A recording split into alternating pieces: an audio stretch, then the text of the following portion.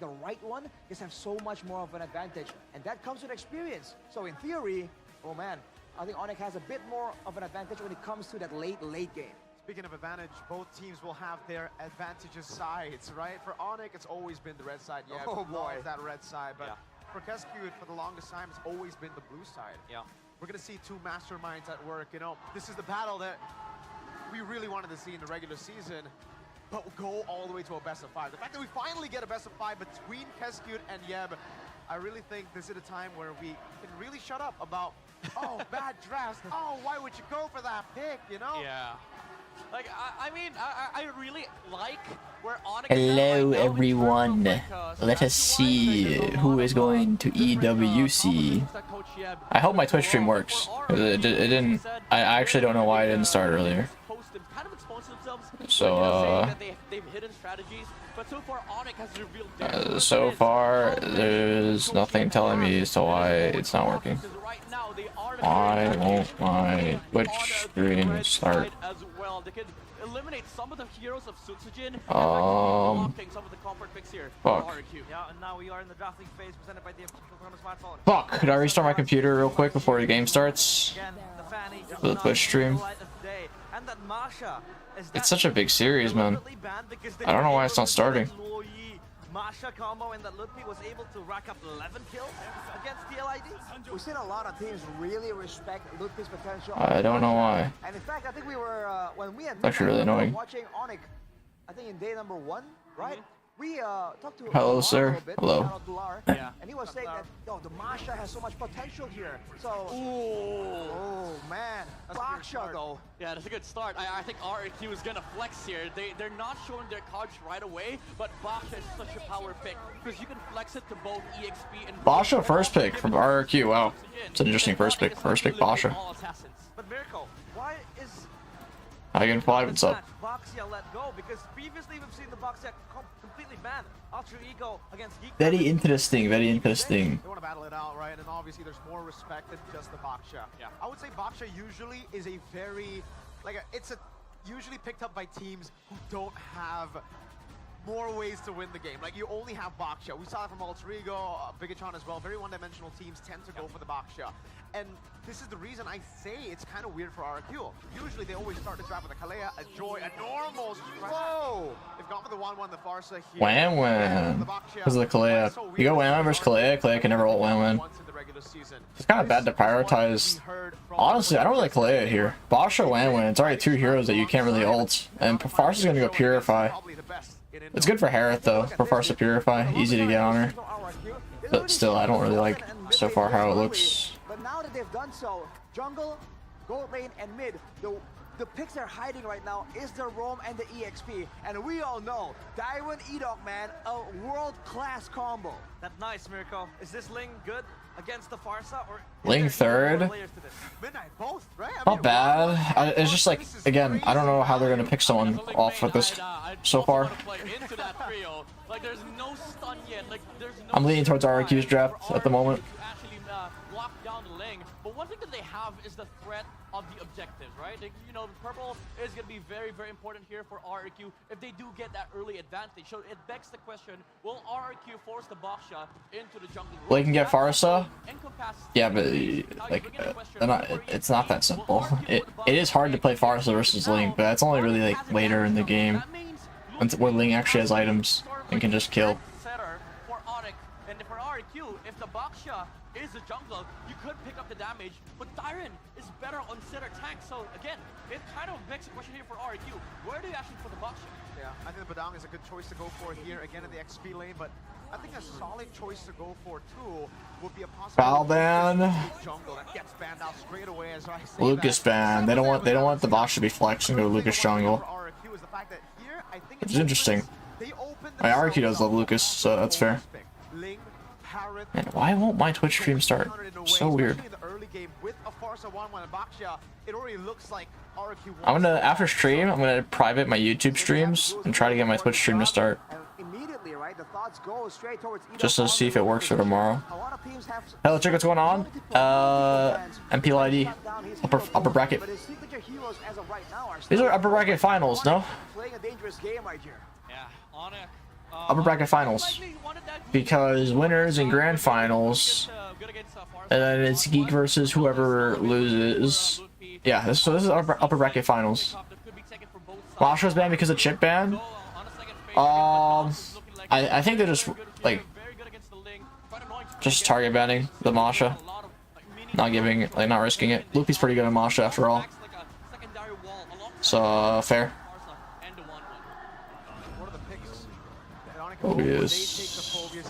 Good deny pick. That could have really been, I think, the nail in the coffin in this draft had they not picked it up. Again, this is pretty valid for Onyx. I still like RRQ's comp more. The Basha is like unkillable for so long. Really depends on what XP mage they go. I don't know what mage they would go. I think they might go like a weird mage. I would not be surprised if they like bust something out that's like abnormal. They just whip it out. Spray RRQ. Like some Valir or something. Right now, I think Gato Kacha and also like putting the box shot on the jungle. Oh, CC Gata, dude, I like RRQ's comp so much compared to Onyx. I'm not going to cap. It looks so much better. I think I would prefer something a bit more dynamic, but considering the needs of the team right here, they do require a bit more frontline. They need ways to deter Onyx from walking up straight towards that backline. So I think it's a great option to have an aggressive tool, but also a defensive zoning tool. Mirko, you might hate me for this, but I think Faramis is good here. Honestly, I see it too, right? They just really want to dive in. I feel like it's okay. Pharah? It's not terrible, actually. Counter and ults. Farsa's gonna have a hard... Or not Farsa. Pharah's gonna have a hard time versus Farsa, though. I think they need a damage mage. I actually don't think Pharah's that good here. They're gonna have no early game damage to win the fights with. Eve, yeah, I like Eve a lot more. They need consistent DPS mage right now with the current comp. No Kimmy's this game, but it's fair. Farsa like hard counters Kimmy, and then they're going for Sling. I mean, this isn't like a hard counter, but it's really hard to play Kimmy into a Farsa. And also, they're not going to pick Kimmy because they went Basha first pick. So like the only team that would go Kimmy there would be RRQ, because like Kimmy would do nothing into Basha. So neither team won it. Nobody likes Kimmy Gold though. I feel like it's not that bad. This could go either way, ladies and gentlemen. These are the teams that has been dominating Indonesia for the longest time. And they are here in Jakarta International Velodrome. A chance for a shot at one of the most prestigious Mobile Legends stage. Two kings who reigns over Indonesia. But today, there can only be one ruler here in MPL Indonesia One ruler. Season 15 playoffs. Who's gonna book an early ticket to Riyadh? Will it be Riyadh or RRQ Hoshi?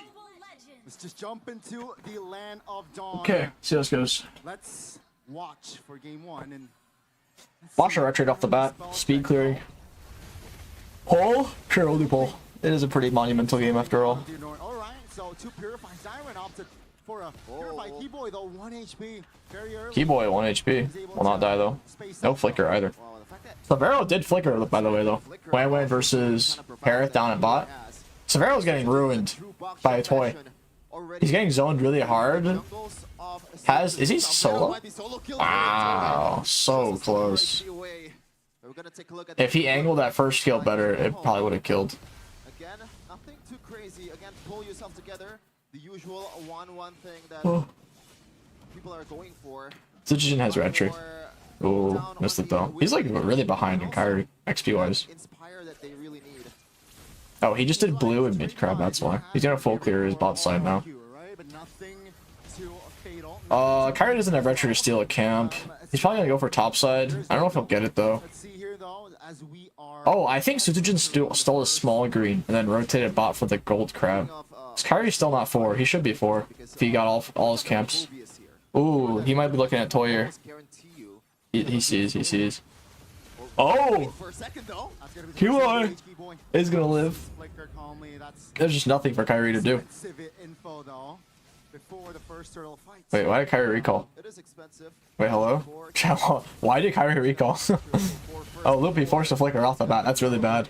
No flicker phobias to force a fight. I think this first turtle is just heavy in RQ's favor. This setup is too good. Both XP and Rome have no flicker on Onyx side, unless Kyrie makes a miracle retry, but they're already bursting. So I don't think there's going to be even an opportunity. It's just a give. this one. RQ setup was too good. Kai will just back off and play it safe. Ooh, they're going to invade. Wow. Kyrie's red is gone. He went bot for the gold crab instead. That was, I don't know about that. Was kind of, I mean, low key, like, they don't win that fight at red buff anyway. So maybe he just went bot to try and get something. Oh, Citizen though. Bad spot. He's gonna ult. Edoc's revitalize. Oh, it's not gonna be enough. Citizen's gonna die here. Wow. Keyboard's 1 HP. And that was too greedy. Wow. Good comeback. Sounds forced the flicker. Edoc.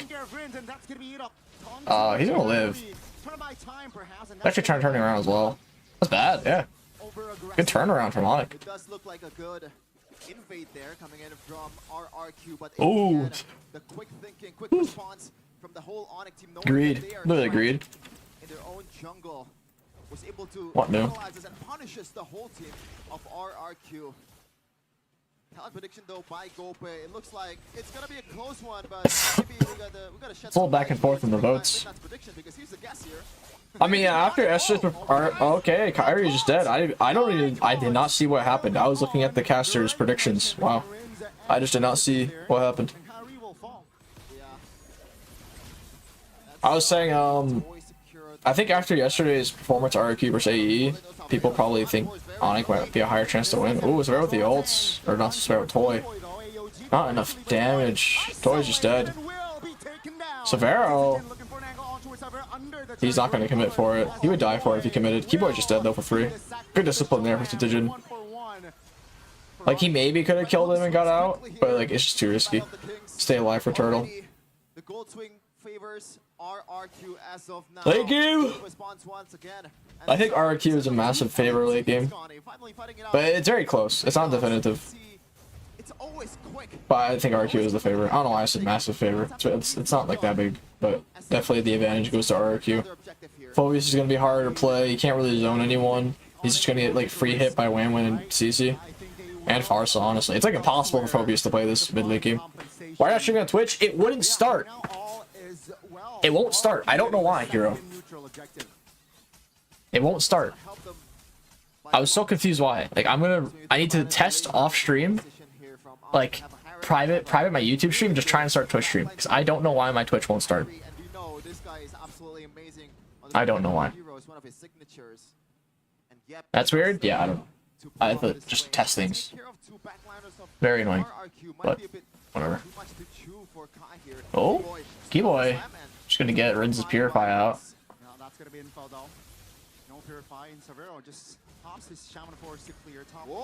Oh, good taunts. Sans does have flicker though. He's gonna flicker out here. He has the ult. He'll look for a turnaround play probably. They don't do any damage. Holy crap.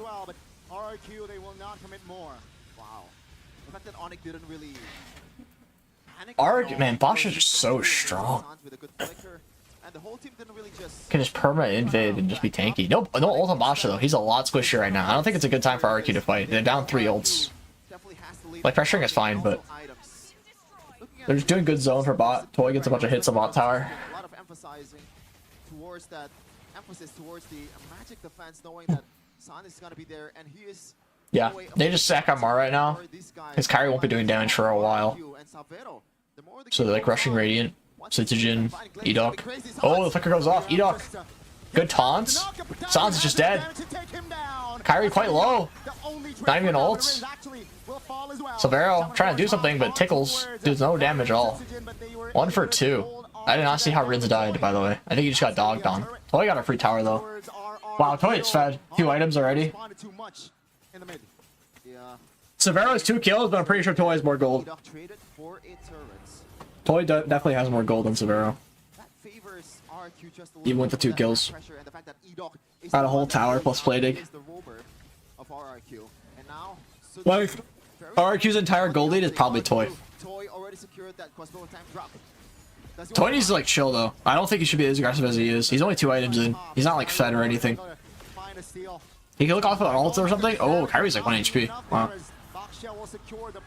Good retry from Suzugen. Whoa, ult goes off. They tried going for Sans, but it's too far. Edoc might die. He's alive actually. Wait, Toy going crazy for some reason.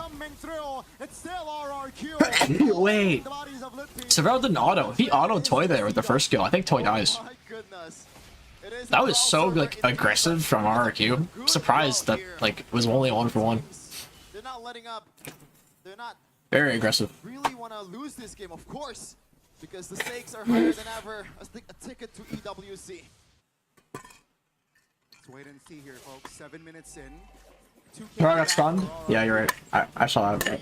Turtles and Surprised. Sonic, they're still behind. If you take a look at the I think the stun threw off his auto timer because he definitely had time for like a split second to auto, but he thought he auto, but when he got stunned, he probably impressed it again. see what he will bring to Yeah, 500 gold lead and win. or do to equalize that gap. Yeah. CZ actually has the biggest gold lead. Wow. Loopy can't lane. He has to give all the gold to Kyrie.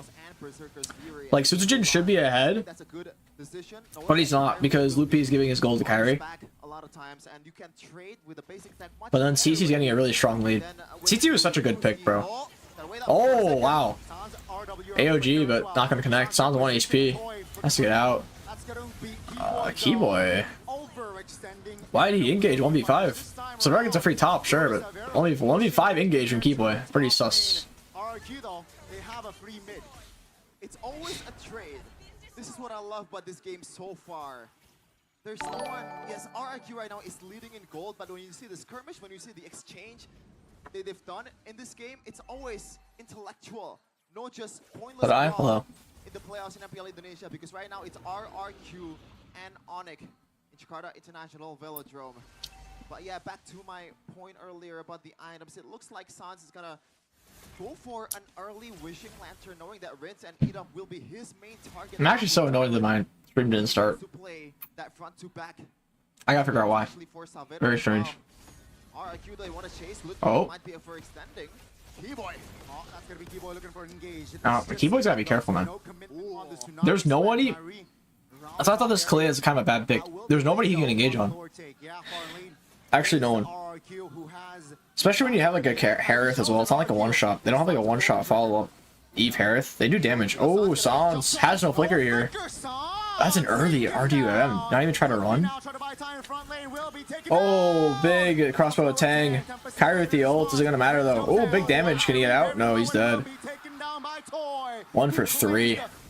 Double, and that's gonna be Onyx. 2 members only up. I think this is over for Onyx. RQ's comp is better late. There's nobody for Keyboy to engage on. Does not have the retribution, but no Onyx players is in sight, and that is a green light for RRQ to take this one. Like, And it looks like they want to wait. I feel like if you play Kalea, you need to have like both tank junglers, man. And it's gonna come in Or at least Basha. Because if they go a tank jungler, the Kalea already minus 1 person they can go on.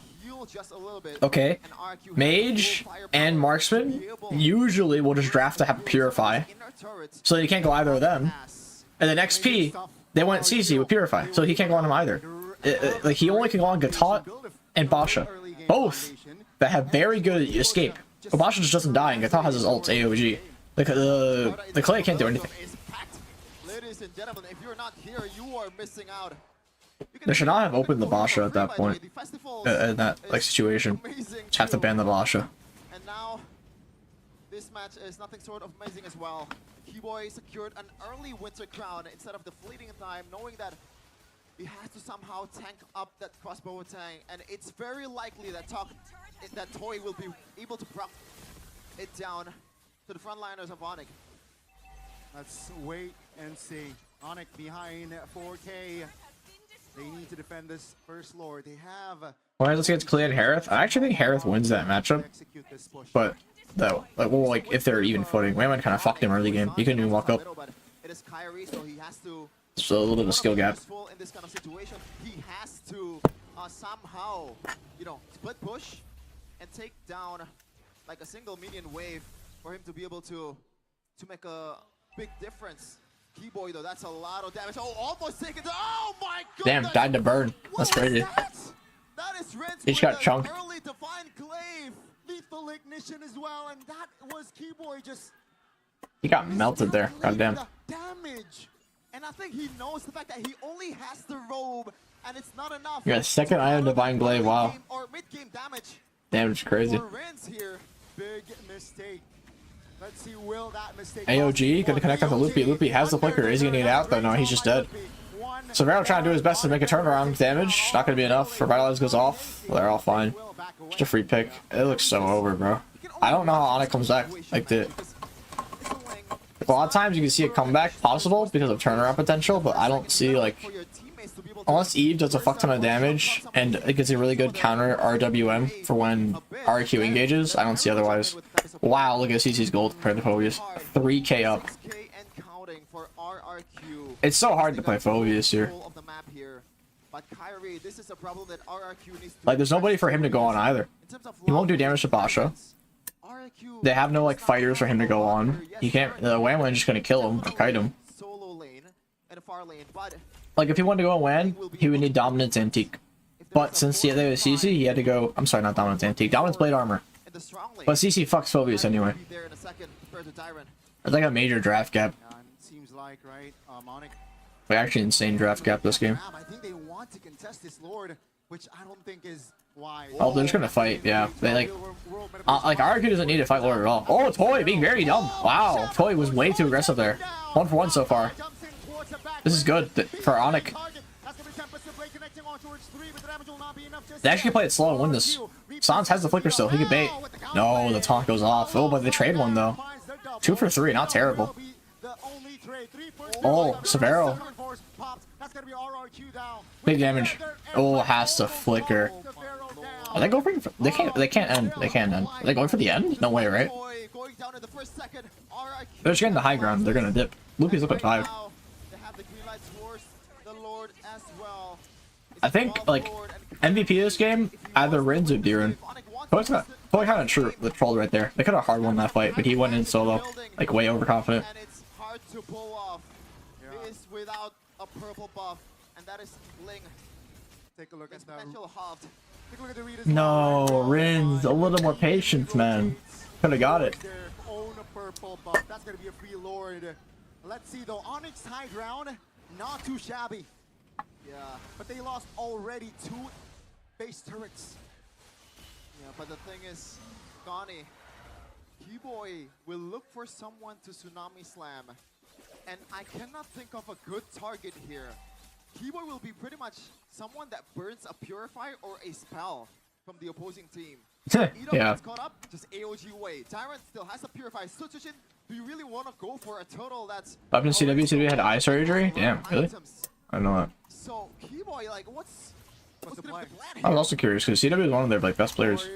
Marching mid. Will this be the final push of game 1? Another airstrike. Oh, an ult. Wait, actually good ult from Keyboy. Edok without AOG. He's just gonna die. Big damage. Oh, wow. Loopy dead. Keyboy dead. Up to Kyrie and... Oh, Kyrie gets out actually. And Toy's dead as well. Wait, this is a turnaround. Huge turnaround potential here. Wow. Oh, Kyrie's dead. What am I watching? He's dying in the burn? Wow, he lives. That's crazy. RQ is still in the game, man. I don't know how Toy is dying. I think Toy is like kind of trolling. Like huge trolling right now. He should not be dying this much. Just run Sutsujin? No, he was waiting for his spin. It's kind of risky to run because she could just chase and predict this movement. He was trying to dodge and sidestep, but like Eve just has to auto aim to connect. Toy is like mega trolling though. Dying way too much. The odds are against the Sky Kings. Let's see. Minute number 16. So we're 2 minutes away for the next Evolved Lord. Question is, RRQ, will they wait for that Evolved Lord? Timing. I would say yes. Yeah, they probably should wait for the Lord. They still have a lead. It's still hard for Onyx to fight Lords. They just kind of fight in their base. And RRQ right now, they have a pretty safety lead, I gotta say, especially from the map. And you can see there in the in-game equipment. Phobius is still so behind. The main difference here is the EXP laner pretty on brand for a CC against a Phobius. CC clears the lane much faster when he has the item, and also that C halberd will come in handy against some of the healers or some of the guys that has a shield proc from Onyx. That's a good. Wait, what is Keyboy doing? Keyboy figures out. Feather airstrike everything. Tsunami slam onto Tsujin. But that's Keyboy's gonna live. Maybe. No, no, no. AOD goes off. Wow, this is bad for Onyx. Toy again, 1 HP. Has the win, pops it off. I think he's dead though. He gets out. There's a fight going on here. Why is Tsujin up that far? Wait, what? They're so splits. This is terrible. Bro, I don't. Why is RQ fighting right before a Lord? What is RQ doing? It's like so. Like they're actually like why? All they have to do is just set up and wait for Lord again. Because that was a bit too much damage. I do not know if a single, rose gold meteor Onyx played better. RQ's playing like monkeys right now, man. They're making like the worst decisions. They might commit this Lord. Wow, they can't defend. They can't. Yeah, they can't contest. It's already gone. The members of RRQ, mind you, that was the Lord not evolved just yet. Oh, how does Onyx do this, man? This is the MSC Champ Composer, as we're going to take a look at the replay presented by Samsung Galaxy S25 series. You can see there, Keyboy. Bro, you talk a lot. Yeah, I talk a lot. What a comment. It's a restream, yeah. Of course I talk a lot. It's funny. It kind of turns into one. Okay, well, I don't think Onyx wins with this unless RQ make a stupid decision and fight again. Lord watching top. Go. Onyx just playing it rather slow. Kyrie is busy doing work in the bottom side, so let's see how RRQ handle this wave. Oh, Ludwig might be on the receiving end of RRQ's onslaught, but it looks like they want to back off just a bit. Just defending the base. Pretty much the whole team of Onyx is ready to back him up. And by the way, Toy finally secured that Athena shield. That's a game changer, I gotta say. That is. Oh, that's an angle. Tsunami slam. No, Fury. Triggered by Rins. Again, Onyx playing But slow like, with this Lord. Keyboy has a lot of cooldown reduction now, so getting a Purify out's actually good. That's worth at this point in the game. Yeah. Especially they want to take that purple buff for Kyrie. Because Now Sans is really strong. He actually supplemented a lot of damage versus the Basha. Hard to play Basha now.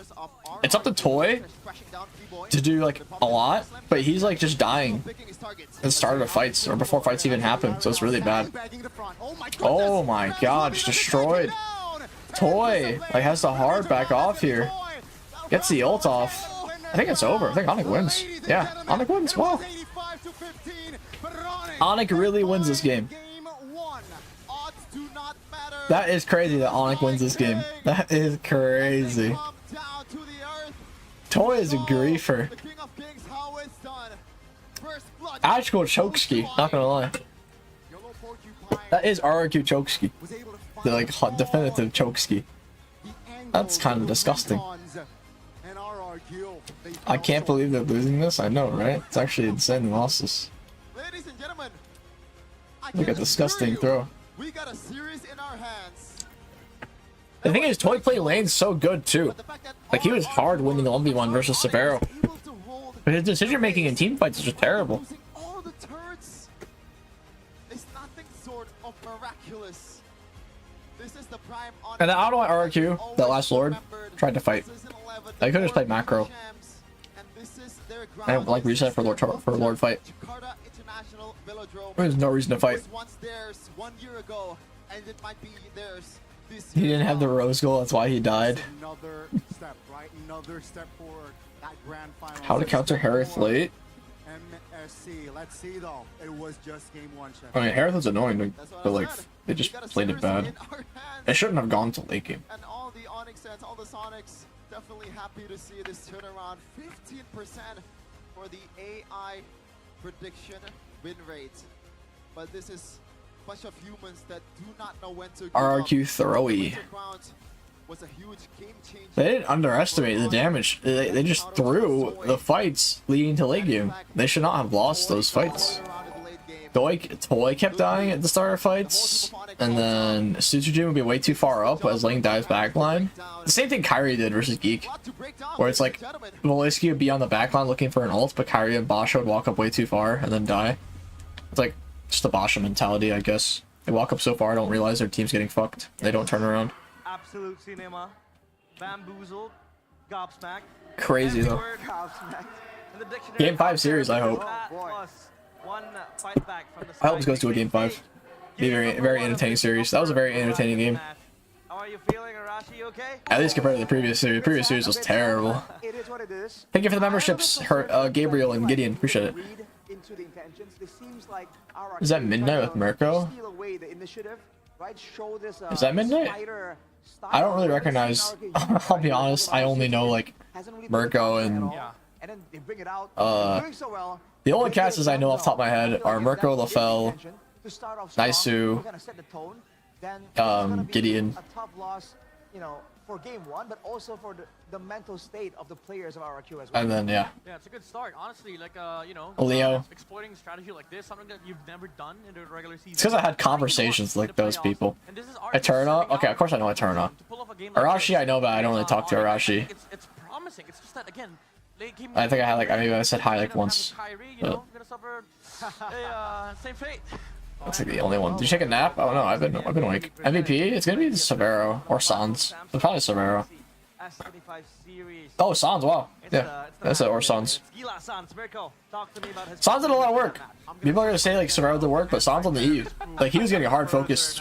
I'm If sorry, that was by a the way. fair Very match, hard that was focused. gonna be a cooked game for sure. Sans, put him on a He played well, playing safe. Sans jump scare. See how much Makes impact sense. he could have. They really forgot Not about too Sans, surprising. by the way. We called in the early parts of the draft that RQ were really looking for the snowball. 1-1, Baksha and the Farsa, and they were able to get that. That's why you could see that Onyx were really struggling in the early game. They had some solid components to hold them in the early game, like the Kalea, I'd say the Yves mid prio, and also the Phobias. But for Onyx, the main win condition is still the late game. Sans. Give Severo the MVP? And it's I think also Sans the way did that they played good too. around the Yves plus I'm not really why the Yves gets so not that big of a down here difference. is They because both with did the good. real world manipulation, you're putting them a mobility field in the box of the Zaman Force as well. So you get double value when you lock people down. The, I think, big ways that RK have been able to outplay in this game has been how they've been able to kite away from Severo's Zaman Force. Here, one small mistake, overextending just one play, and you get punished. This is, I think, Onyx always in BH and ID the way they play. They take a centimeter and they go for a mile. Yeah. And if you look at how they were playing there, like for RRQ, after a while, when they didn't seem to recognize that Onyx can now strike back, have reached that gold equilibrium to actually try and fight back with the items which Equilibrium. in the late game. So again and again, you see Toy kind of left out alone, and Kyrie having space to actually operate, do at least a decent amount of damage, if not take out one member from RRQ and then get out. Whereas in the early game, and especially in the Very mid cooked. game, when RRQ were just moving forward and there was no real safe zone for Onyx, you see that he got chased down again and again and was pressured for the most part. So I feel like his pressure there that kind of put Toy. What are you eating? Some like chewables. I finished 2 boxes of the respawn I feel like that was a big little candy things. Eventually, we're able to just out-damage and outlast the late game coming in from RRQ Hoshi. Yeah, to be fair though, let's be honest here, like RQ had that game. There was just a, you know, a timer, a deadline for RQ to finish. Yep. When they took the Lord, they failed to push the top lane, but in all honesty, this was RQ's game. Is Twitch stream on now? No, I have to like restart my whole stream if I want to figure out why Twitch stream isn't starting. So I'm sorry about that. For those of you like watching on Twitch, I don't know why it won't start. Genuinely, it's very annoying. And there's no way to start it unless I restart everything.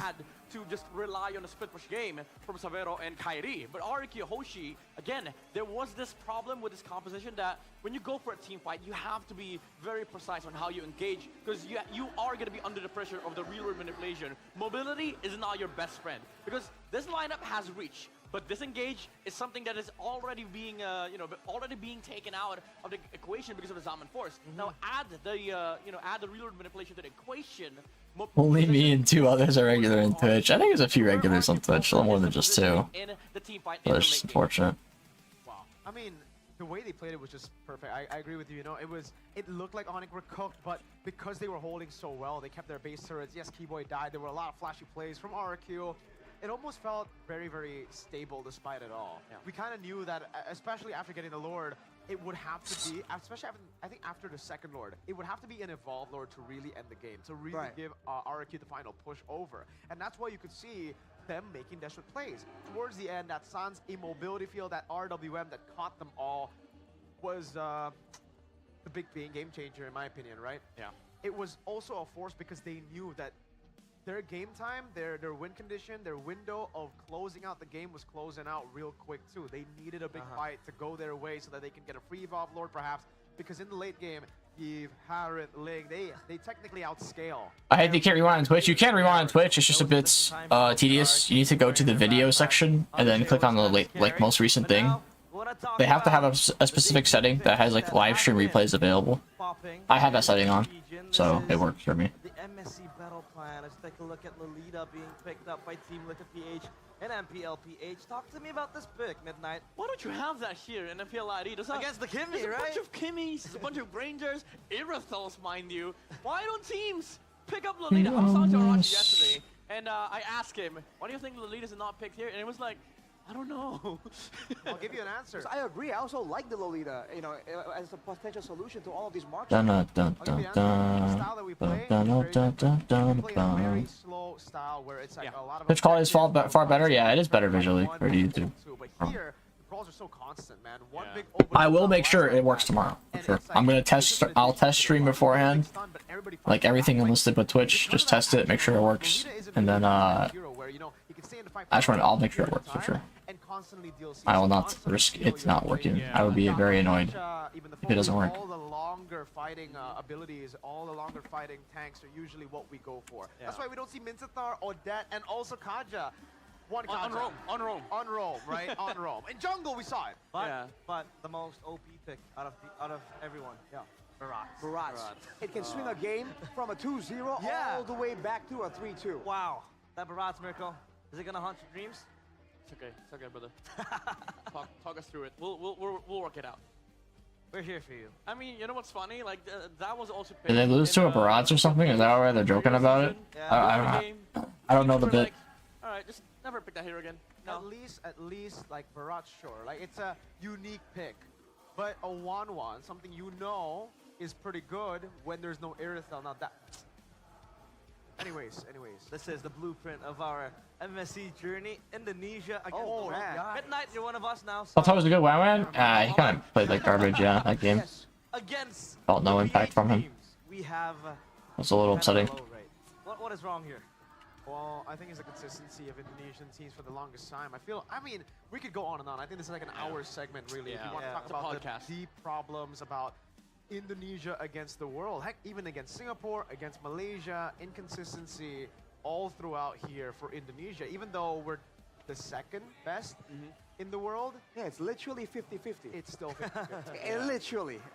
I think one of the major contributing factors is just the stark contrast of play. Like as Mirko's mentioned earlier, like we love playing the slow style of MLBB where information is very important. Hard play versus calm. Late game.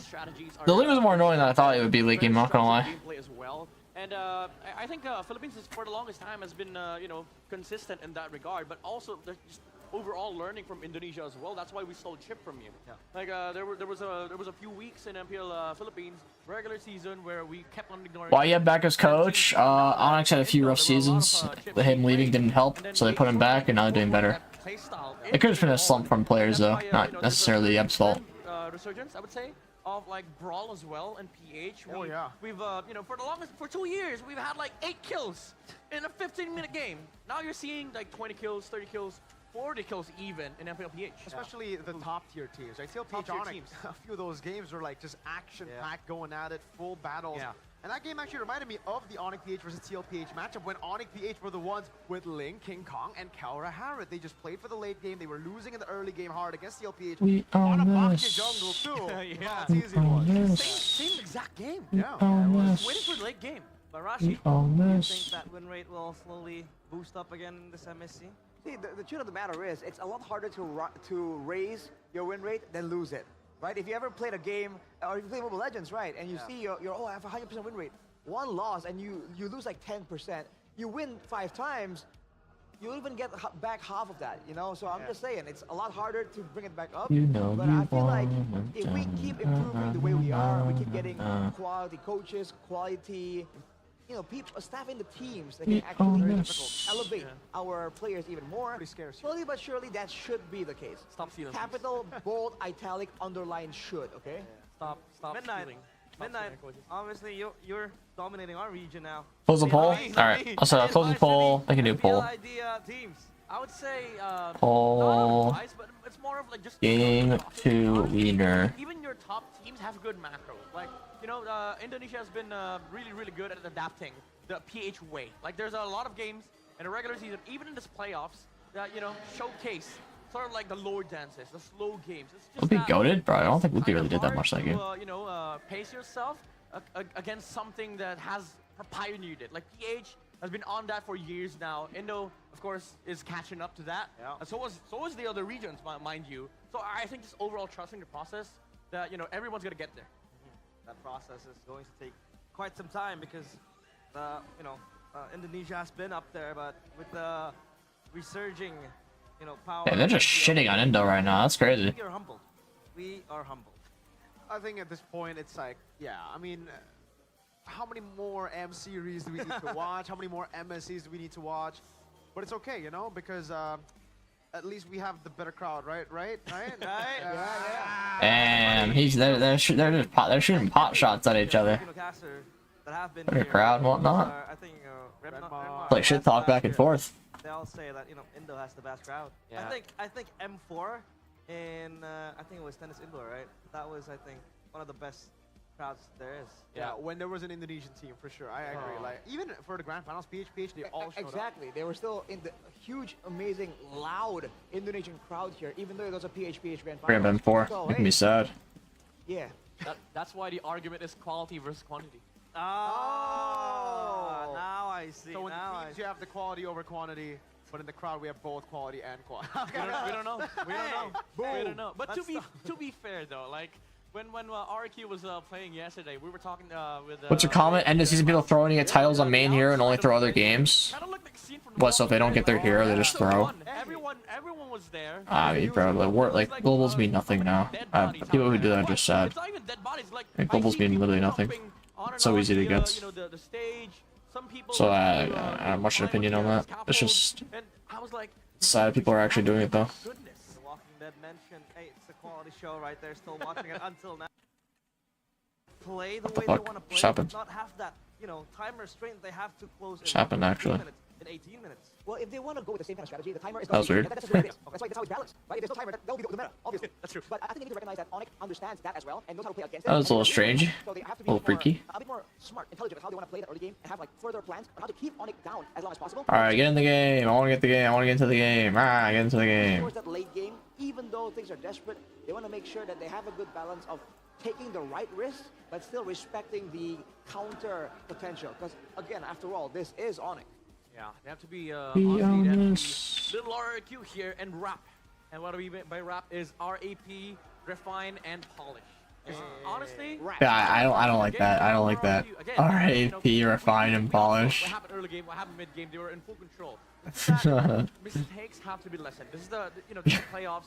You're one man away. Oh, that's really close. That's really close to being not sounding too good. In the game when they were forced to do these errors from Onyx, like Toy overstepping. Game is this Mobile Legends Bang Bang. Yeah. Lord actually push into The R7? Yeah, I think R7's like watch partying live. I think From, RRQ, has the mechanics, to actually pull these crazy moves off. But there are some things in the game that you just don't do. Exactly. I think if we take a look at, again, the Snapdragon Pro Series Mobile Masters in the Grand Finals against Onyx Philippines, this was the main criticism as well towards RRQ Hoshi, is that they do really well in the early game. They have the better template. They know how to play the early game with their Kescute system so well. But when their opponents are good enough to handle that storm in the early game, to weather it, in the late game, their decision making, when it's no longer that system, when it's no longer as formulaic as the early to mid, it gets kind of weird. It gets very confusing for them, and that's where experience plays a bigger factor. Onyx, trio mid, we know that the experience has just been amazing. And again, for RQ, they are newer players. They have newer and younger players. They gotta train. All right, get into the game. Skill, dude, where they have no idea what's gonna happen. Please but get they into the have to game. know kind of what they want to do, what they can possibly need to do as well.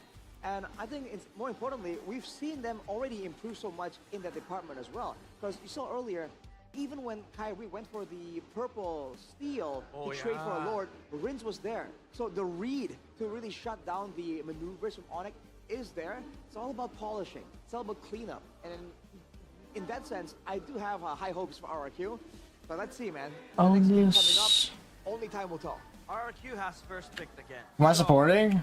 They will. I don't know. Particularly supporting any of these, like either team. Will it be the same bands again, the same picks, or will they try to pivot into a different angle Interested on towards the game.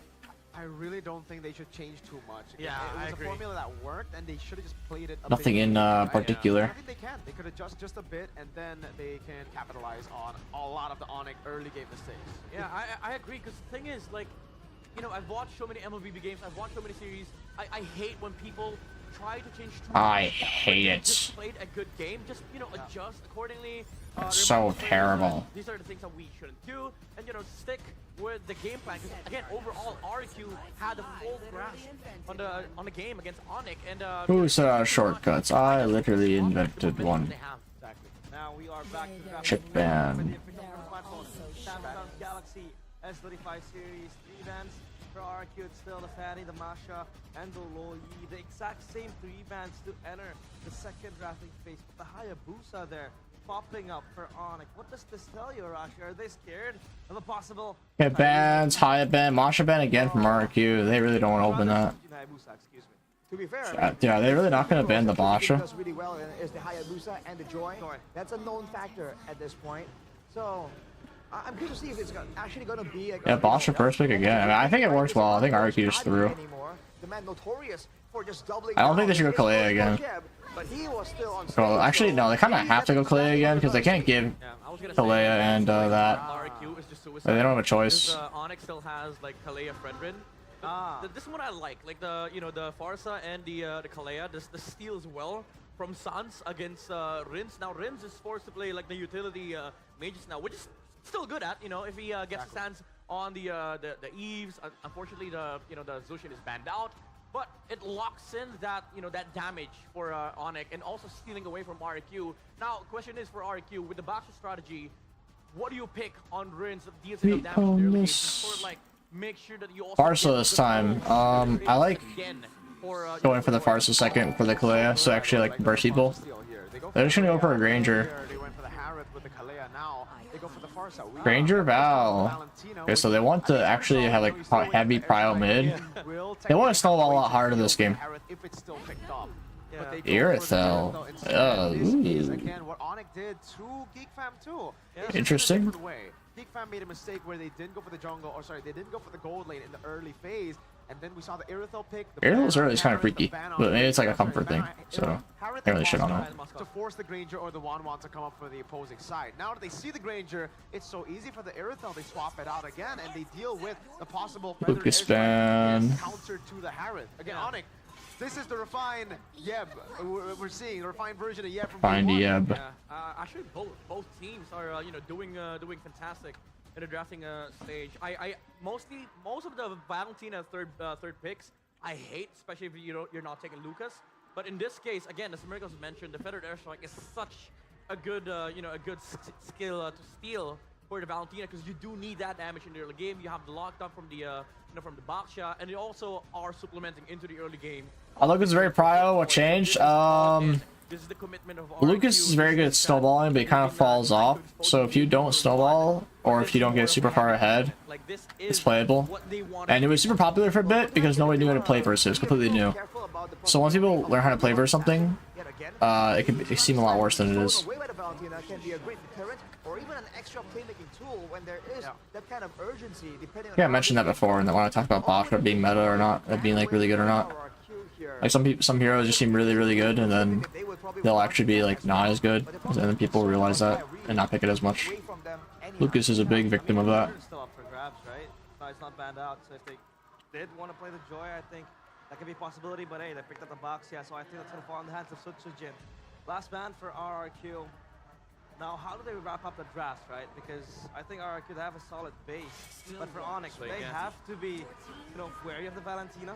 I actually thought that it would be better for them to go up against Link than a Fredrin, because now if the Fredrin comes through for Onyx, they have a solid front to back, and this also opens up a signature Luthi carry in the XP, which I think is a bit more dangerous than the Ling. it can have Signature loop peak carry in the XP. You destroy the front to back How? with just one final slash, and you overwhelm Rins with how many good ultimates you have. There's already a Farsa and a Kalea in the team. He's gonna have to choose between one of them. Yep. Yeah, I was gonna say if there were Yours truly. take the CC now. CC is pretty good, yeah. Actually can fuck up the Basha later in the game. And then I think RRQ, it wouldn't be like, he can't go Borg either to counter the CC because it's very hard to play Borg into Farsa. Your timer is now real. Like you have to commit in the early game. You have to snowball because if I mean, you did Zaza before. No, I never smoked weed. I never smoked in general. Because it'll be greedy knowing No that interest. have a damage dealing XP, Farsa and Irithel. But technically, if they want that insta kill button, the Julian can still come up here in the What? Oh, what? Oh wow. What? Oh wow. What the fuck? Oh wow. What is this? That's what I want to ask everyone else. What is this? What is it? Huh? Midnight Miracle, any thoughts? What? The Traceless, man, the change on the Yi Sun-shin, the amount of crowd control that you can get, and also the overall vision helps you just, you know, get the early game. What? As well, you can see where the enemies are positioned down in the first throw, because again, the global. I was not expecting hard that, for bro. Onyx to take in What? this game, especially with the YSS. The snowball that arc you can get transitions to late game, because YSS is a scary hero if put in the jungle. Hiding their strats. This is like freaky. Onyx. What will it be? Alpha. Alpha. They really just want to end, like they really want to snowball through the early game, controlling neutral objective 1, turtle 1, and snowballing from it. Yeah. Instead of the Fredrin though? I think it's a better way to shred the Baksha, to be fair, right? Exactly. The True Fredrin, damage. the sustain that you have gets kind of countered by the Baksha, so you go in before the Baksha can do that, and you try to just shred through. You don't want to roam Baksha though. Not really the most. Roam Basha is like good for early. I guess they want to like help the YSS farm. Usually go for. Oh, a surprise pick to enter game number 2. We'll toss it over to our casters, Gani and Jeffin. What do you think of the Yi Sun-shin? Well, it seems like they're not. Yeah, hiding YSS what is they say. freaky, They're bro. still hiding some picks away. Freaky. Seventh hero, yes, 7th hero of Sutsujin this season, the Yi Sun-shin. But the question is, will it come to fruition against the mighty Onyx? How is this game gonna go? Let's see if Oh, actually, this is tight.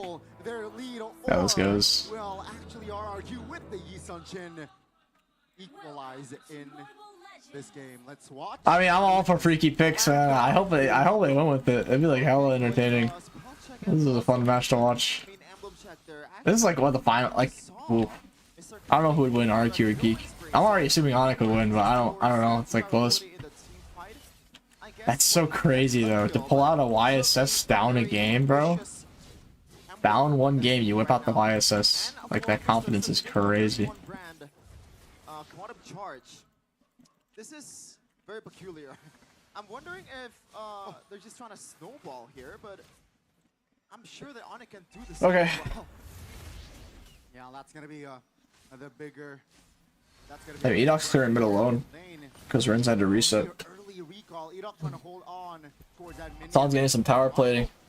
Riverside, that's gonna be Oh. Sutsujin making a move, forcing San to use that flicker. Oh Wait, my he's just dead? That's gonna be Bro, that's crazy that worked.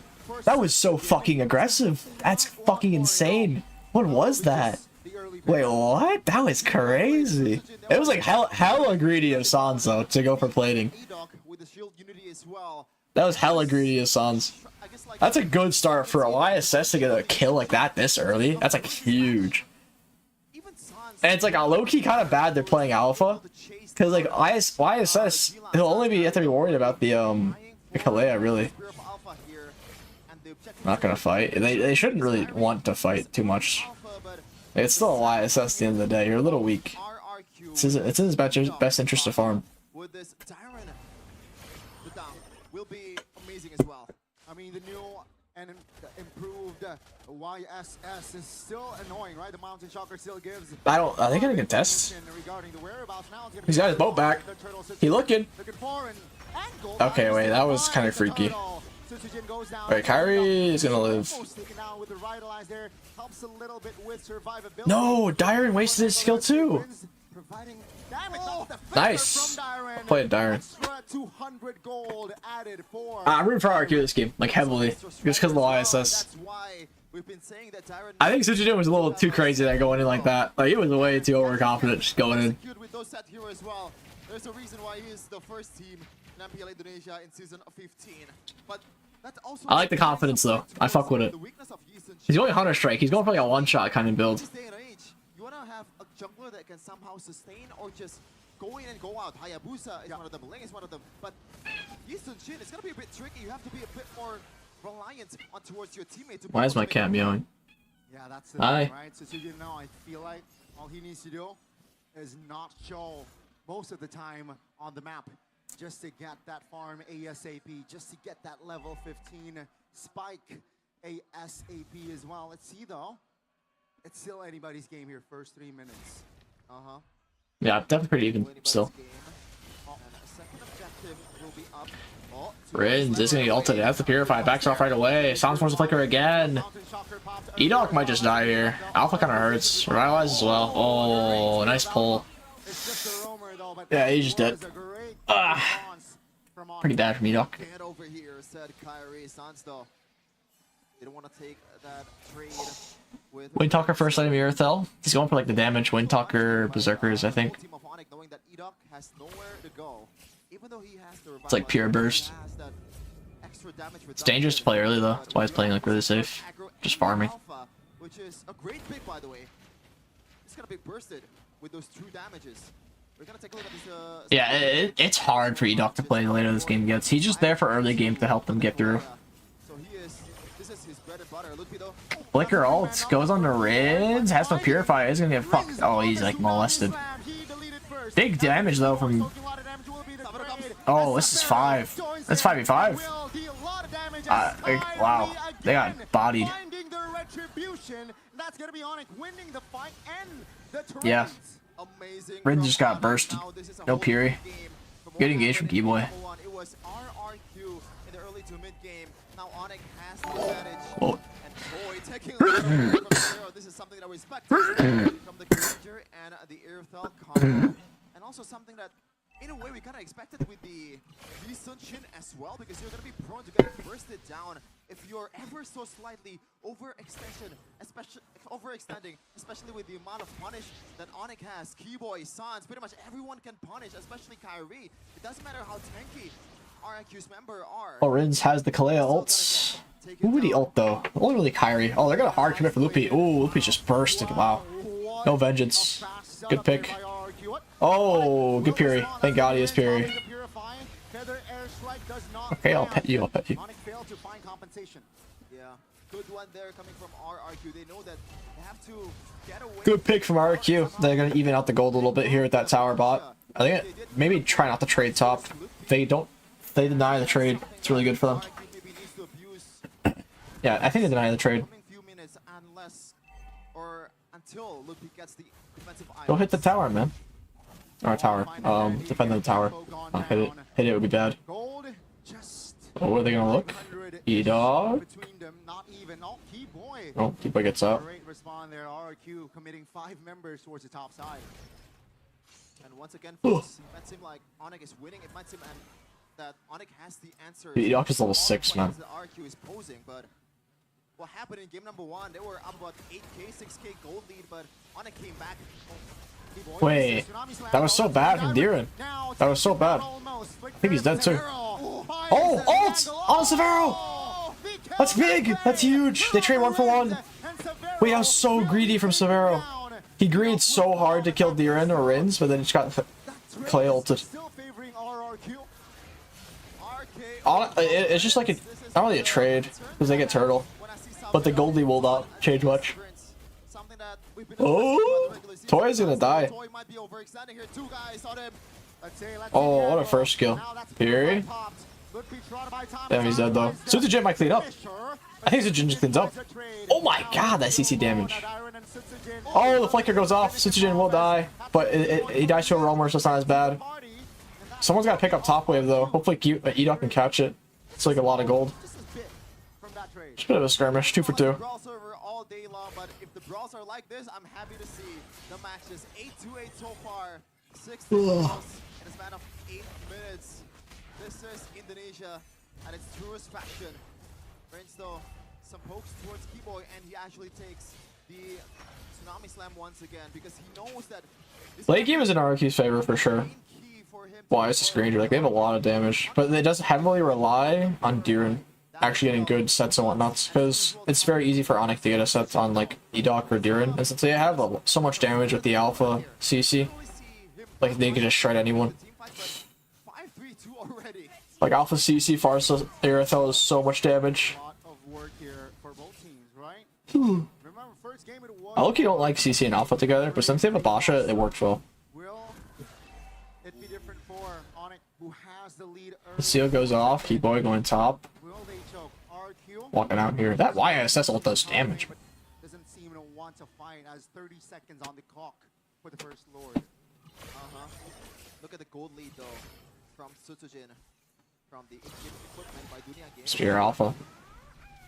Nothing gonna happen. Pretty surprising. Yes, Sutsujin is one of the best farmer in the whole game, but the fact that Onyx is leading right now and somehow Kyrie is behind in gold is a bit surprising, I gotta say. Because Alpha is also a good farmer as well with the true damage.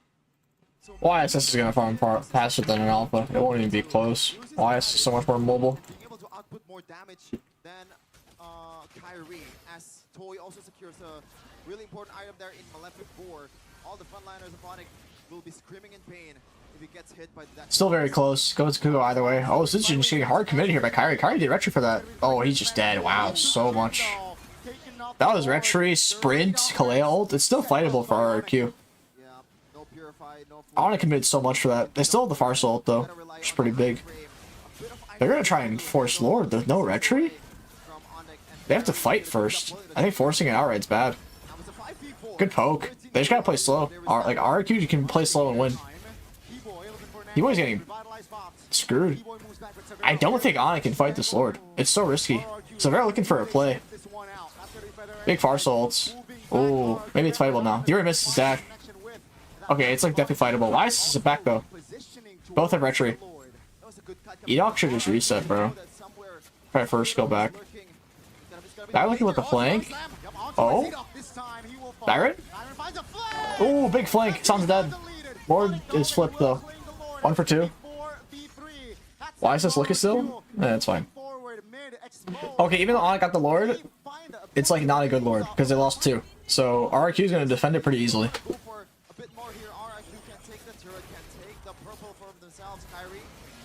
Looks like he was able to secure it. Sutsujin secures that endless battle elsewhere. So another like if RRQ, they might only lose, they might not lose any towers if they like hard stack bot. Which is deathless so far in this game. The killing spree did do some work. And this 11th mark, Onyx 2k gold lead, and the Lord is coming up in the bottom lane. They're probably gonna lose bot tower. They're not walking out far enough to destroy it. They're prioritizing the mid tower, which is fair. Mid's very important. Keyboy looking for ult onto. I don't know. Edoc is very deep right now. Good zoning by Edoc. He might die though. It was good zoning from him back there, but they can't fight because they need to defend the Lord. Bonk.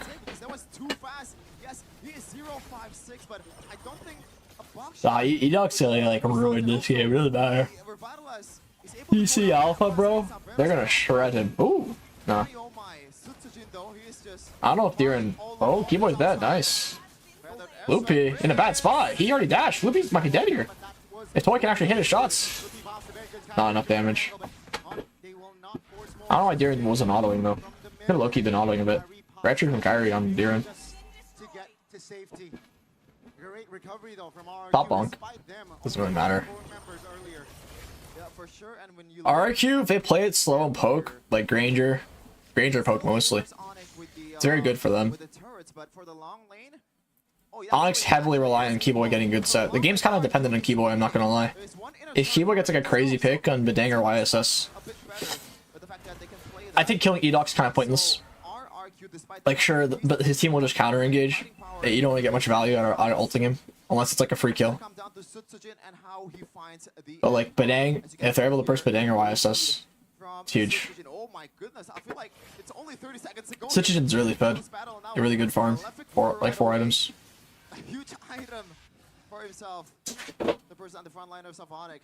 And the gold lead is slowly dwindling down towards RRQ. RRQ plays well. They just like have a big bad fight when they throw. Last game, well, it was consistently bad. But Toy's doing a lot better on Granger this game. Oh.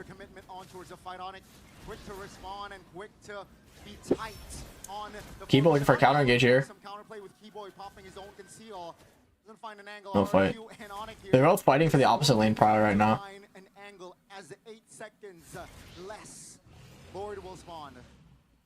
Good one from both teams considering that.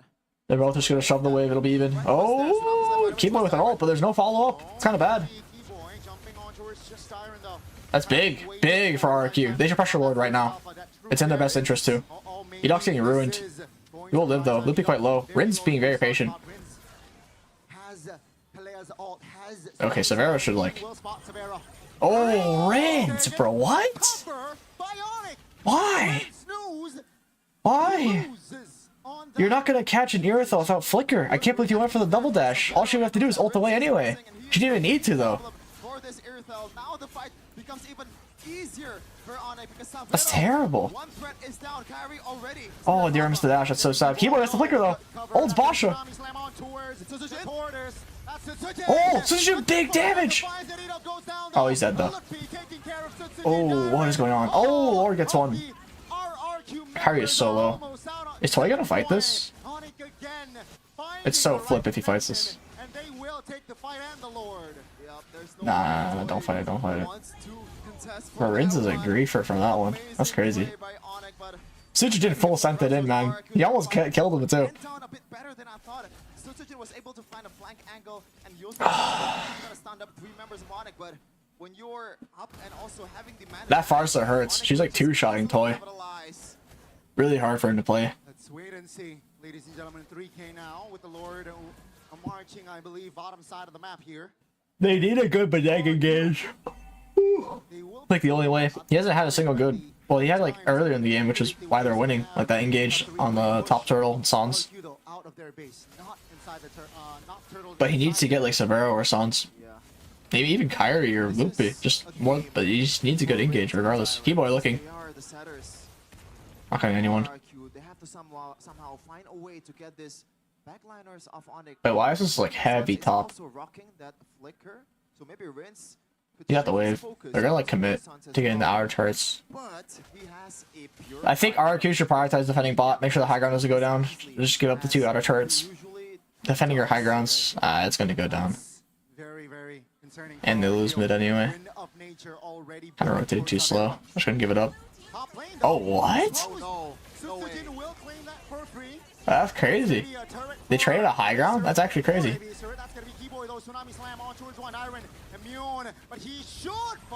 Darren's dead. Rins is not gonna ult. Edoc and Darren are both dead. Toy is gonna live. Wait, Suchijin is still top.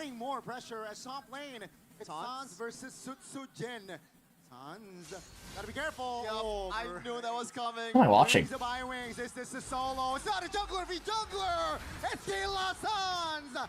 Oh my goodness, Keyboy under the base. Onyx now basic foes, ladies and gentlemen. Onyx, they will double their lead in this best of 5. Dude, I'm so lost. It's Onyx time, baby.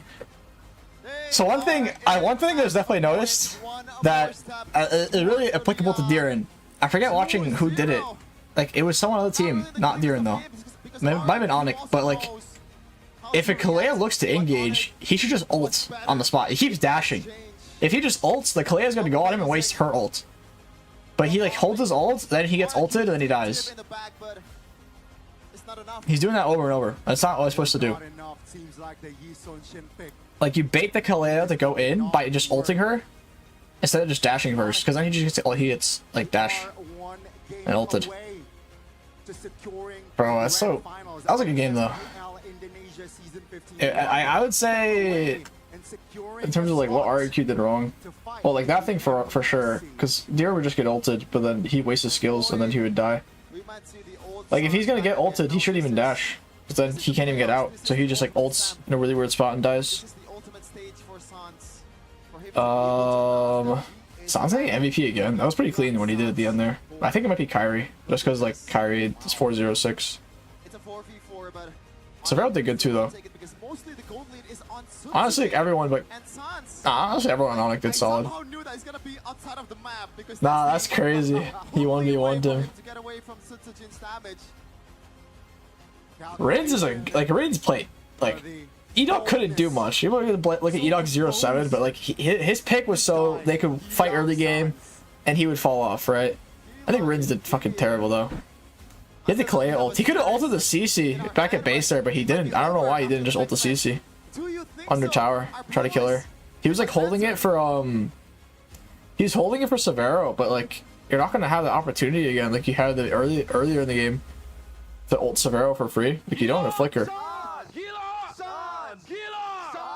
Oh my.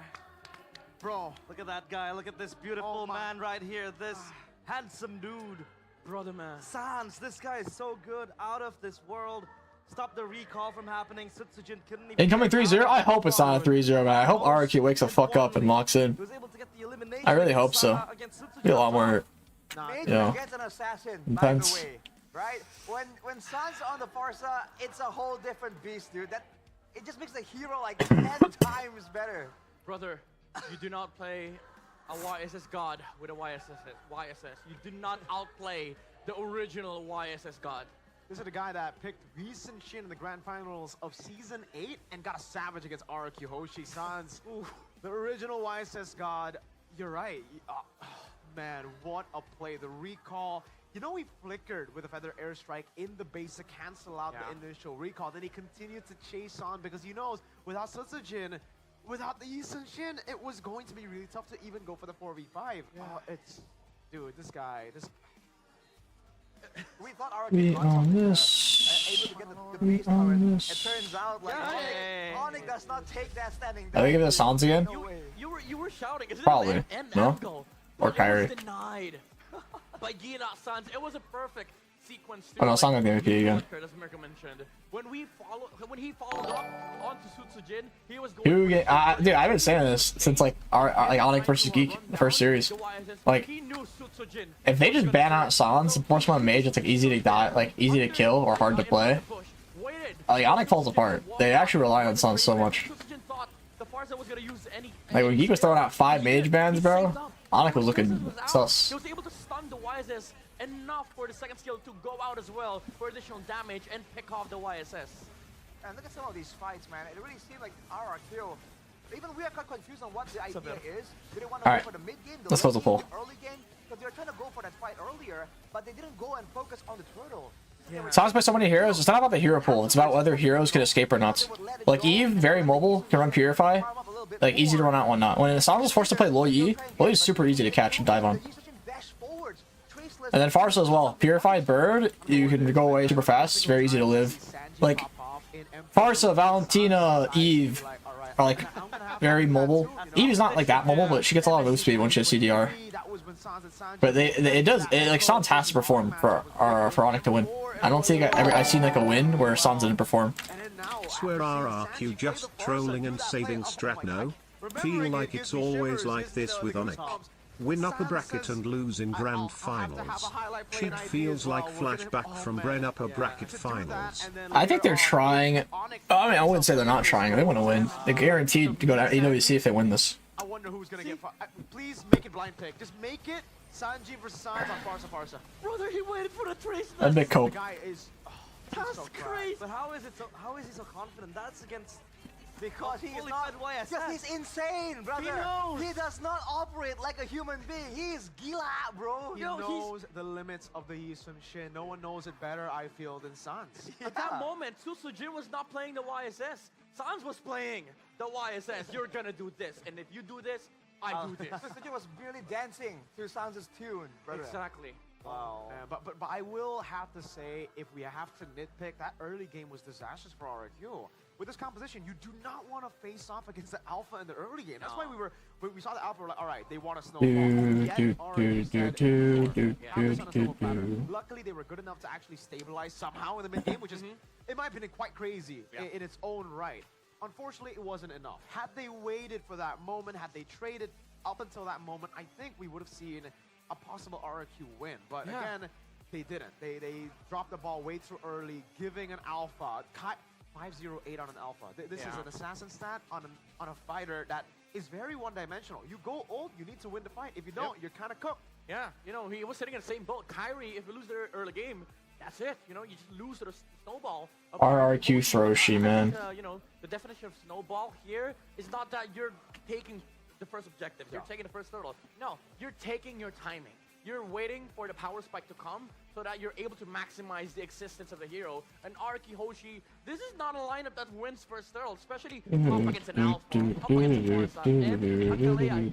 You're a YSS. You have some time to trace this for the retribution still, but guess what's gonna follow? Like never-ending crowd control from Onyx Philippines. You're gonna get doped on by the Alpha. We have Alpha with the with the feathered airstrike. YSS dead. So RRQ needed to play for the resource game so that when the YSS timer comes, you shut down the Alpha, you play with the Granger. NSC final Onyx ID resign FGH. Alright, all that. I don't know if you noticed, but you said We'll see, who knows? Oh, did I? Sorry, Onyx. It's a RRQ has the potential, man. They just make like a few really bad decisions and then it's over once you make those kind of decisions. They know what they're supposed to do, but it's just at the wrong time. RRQ, they needed to wait for the YSS items to come out, play under the timings. But what happened was the reverse. Onyx was just allowed to utilize the Alpha, utilize the the existence of the Barca, and then the Granger YSS mid-game power spike was no longer. Yeah, they mistimed when they're supposed to do the things they were supposed to do. I think the only reason why they were even able to recover, I think, was mainly Dyron, right? With Edok being on a non-real playmaker hero, being on just a roly-poly, right, rolling around. He walked over earlier in the conversation, and he said, like, Edok on a Baksha, really? What kind of plays can we expect? Text message. Well, not much. So it What was are we Dyron. doing this weekend? With the Badang plays, but it just, well, again, wasn't enough considering the context, how difficult it already was for them. So it's a possible winning angle. It just did not come through, man. Yeah, but also the existence of Gila Suns. Like again, Dyron had an amazing crowd control. Three-man stun with the with the Badang, but unfortunately the feathered airstrike was there. Sort of like zone out the the damage dealers on the backside, and most of the time it was Onyx ID's pacing in terms of the team fight, and RRQ wasn't just able to catch up in terms of damage, in terms of farm, and in terms of execution because Onyx was just prevailing in every single team fight. Yeah, this is so good as well for Sans. The storyline is that we all had kind of like the consensus that he might be declining in the early season of MPL Id. Well, he was. 15. He was technically, and Yep came back and it felt like he was finding his rhythm again and fitting well into Onyx. And Someone's texting me right now. Is there a coach? it's like Prime Sans. Right? No. Or is it Prime Sans? It's like it never left. Yeah. Like it never left. Like it never left. To go back to the draft again, though, we were already talking about how RRQ, they had a pretty good formula in game number 1. Unfortunately here, we said maybe don't change too many things. Onyx forced it upon them, right? With the Farsa pick. That in itself stopped that same composition from coming out for the side of RRQ. And despite Onyx winning game 1, they wanted to win they wanted to win convincingly. Game 1 wasn't that convincing. They had to wait for the late game. That's when game number 2, stealing the Farsa away, was a genius move in the end. One of the best steals. You saw the Valentina, and you're like, okay, that Valentina is pretty good because you can steal the feather airstrike, but then you watch the game again. One of the many things that Sans was able to do that wasn't really highlighted earlier is the fact that in a lot of team fights, he just plays so far back that it's hard for the Valentina to steal the feather airstrike. So most of the times, Prince was forced on the Tsunami Slam, and with a Purify, it's very, very hard to get the Tsunami Slam on any of the real targets. You're really just kind of like a reactive Tsunami Slam user on the Valentina with Purify. And he had to go Purify because you're up against Kalea. You don't want to like gamble on who gets the tap on Tsunami Slam more faster. I somehow get the feeling if the tables were turned and Sans was on the Valentina instead, he might just do it though. Yeah, to be fair, if you're Sans. I get the feeling like that might be the case. Yeah. We're kind of glazing Sans at this point. But Yeah, exactly. Valid glaze. Valid glaze. Reasonable Signs glaze. and it's not just on the Farsa. Whenever he's against a Valentina, he is just so good at it. Yes. Back when the Faramus was meta, he does not give up the Netherrealm and all these other big Yeah, that's true. ultimates. So his awareness, right? He just knows exactly what the opposing team is looking for. And he just I'm texting someone right now, sorry. I'm trying to make plans about hanging out this weekend. really, and it really baits out a lot of reactions. Where's Skylar's in RQ? Skylar retired, apparently. There's some things that you want to do in the game, but if the enemy knows what you're It's probably than me too. It's hard because like information is one thing, positioning is also another thing. Valentina versus Lucas, sometimes Lucas. Skylar Dunzo. EXP, they don't even show up to the fight until it's too late. You know, that's the thing that tons of use in this game. Positioning was very very important for Onyx ID. We'll take it. Kaburi Clara Monster up on stage as she has an interview going. Clara Morningstar.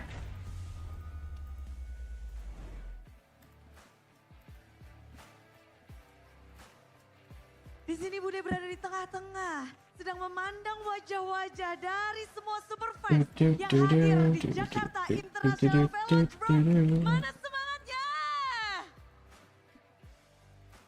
Tentu kita melihat kalau dari Sonic, mereka matanya berbinar-binar.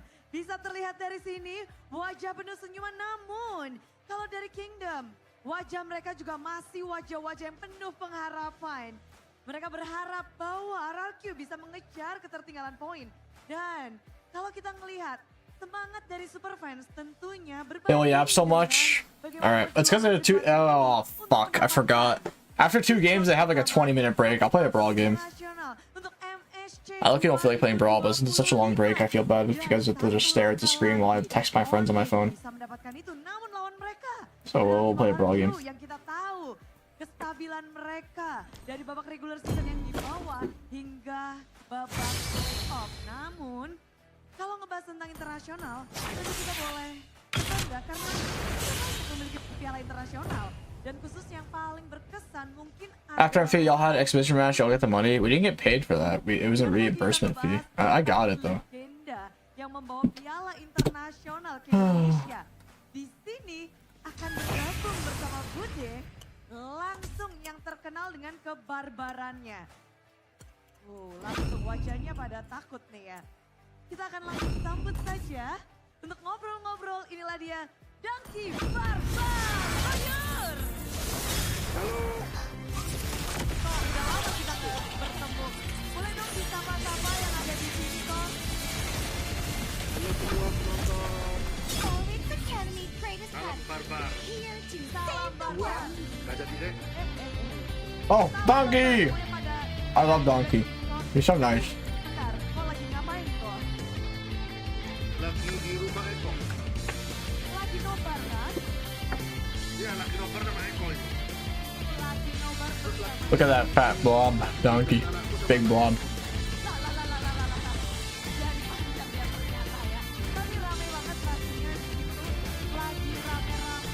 It's rumored Skylar's gonna leave RRQ for Onyx or Evos next season. Going Albert with Evos, that'd be freaky. Yang ada, inilah dia sesuatu yang akan kita bahas bersama-sama. Di mana kita tahu Koyur, Romer menjadi satu momen atau role crucial juga yang ada. Dan kita bisa bahas juga dari I would not throw E-Dog up on the list yet, bro. It's been a minute. He has not cooked long enough. Koyur, dari season 1 sampai season 5, wajahmu terpampang.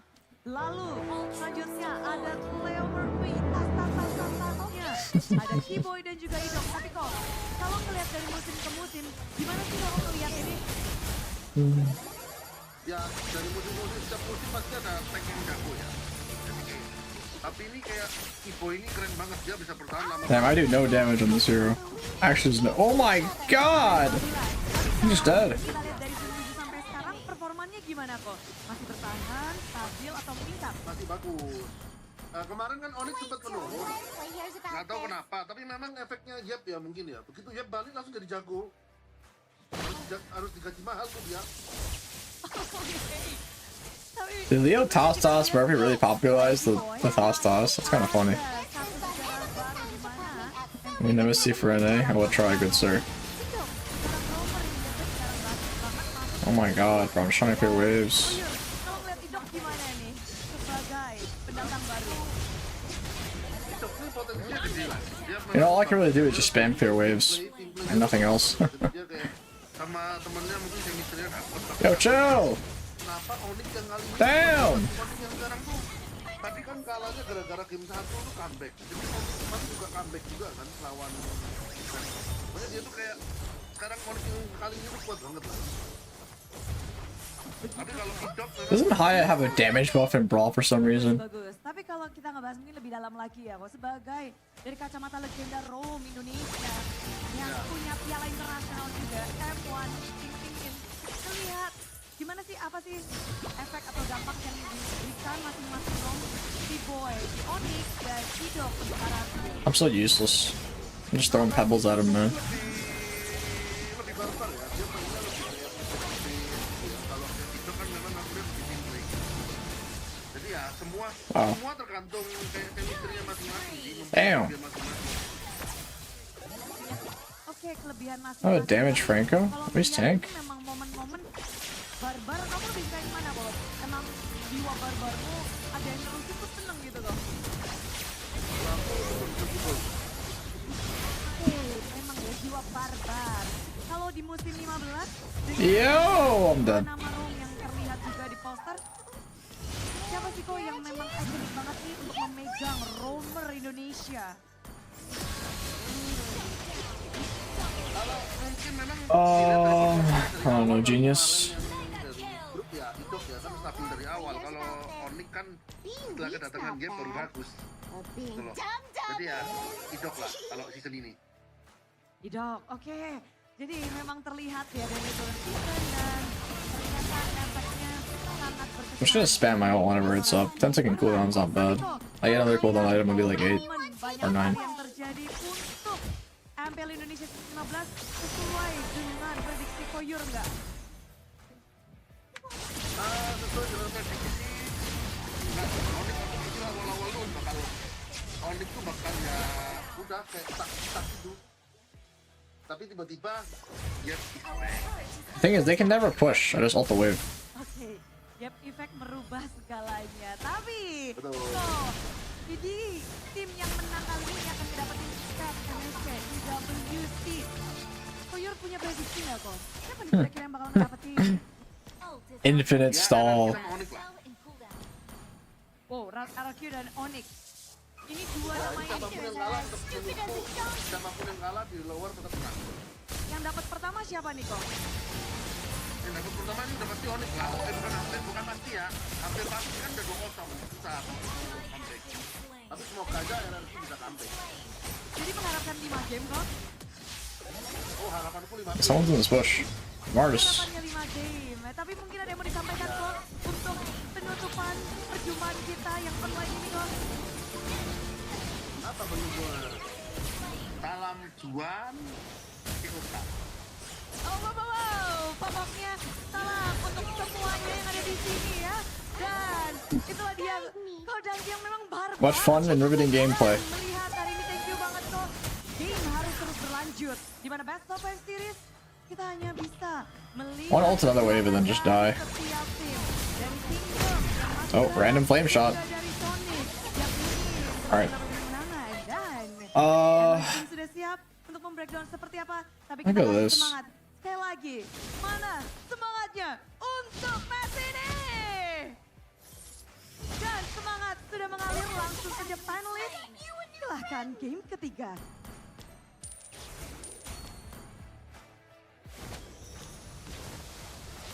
No sky up here, sir. You know, I'm not gonna really kill people. I'm just clearing waves and being annoying. To interview an M series winner. Don't care. Don't care. Right. Chill. Exactly. You're gonna say it like that. Don't care. Don't care. Don't care. Don't care. You don't think so? Like, get all the I want to say. Holy, look at my ult cooldown. 11 seconds. When I start using it, though.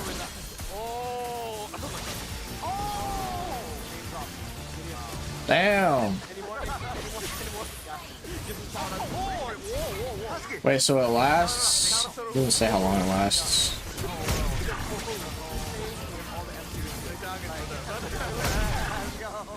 I think we gotta cool it down a bit. Oh, 4 seconds. So it starts at 11 and it's 4 seconds. So very short cooldown. Oh my god, you're terrible. This guy just died. Nice.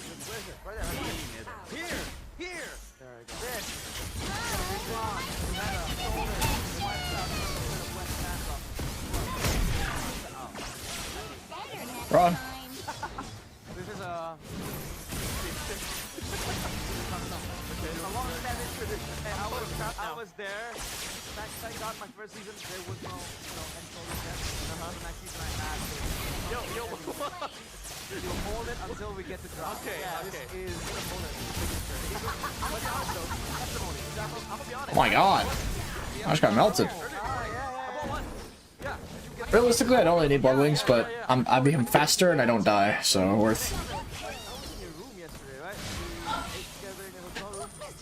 Nice. That's me. What's your favorite flavor? They all look like they're sweating, bro. You can see like their cheeks glistening. Either makeup or they're sweating. One or the other. Alright, the end of the regular season means that like everything is technically ours, right? Yeah. Like Samsung as well by the end of playoffs. Like they've served their purpose, right? So you know, I was reusing, recycling. I don't know if I can do that. I had to do that for like I think 5 minutes or around like 10 minutes. I'm committing. Nah. I'm committing. And let someone like take a screenshot. It's just like something. I know. You know what? I know. What are the casters even yapping about right now? Oh. There goes my shield. Zipper, don't do it. We're gonna stick here up until drop. Yeah. Just want to say, there's a shower in our bathroom. That's true. I can actually take a bath while we do draft. Okay. Yeah. How long do you take? I mean, there you go. See, Zipper just told us that I have so much shield. drafting phase for another 30 minutes. Yeah. So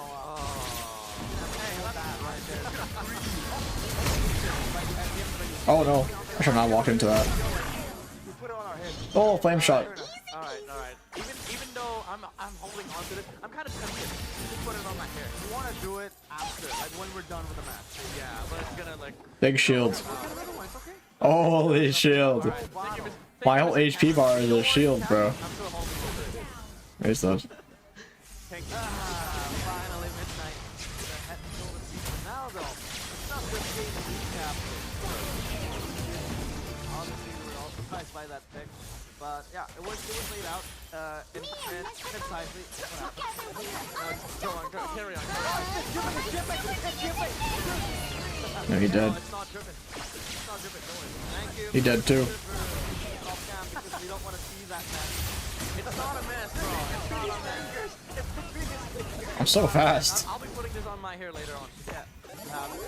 Again, though, if we have to bring it back to the draft here, we're gonna relax the man in. Oh, damn. Who's the better? Oh, you really gotta do it. Damn, my tower damage. After that performance, Oh, they're already sitting back down. Nice. I'm not starting another game. We'll just wait. Sit here and wait. or San. After that clip, Sit of here and course, wait. and that was baked fresh in our minds right now. I'll answer then. Moreno.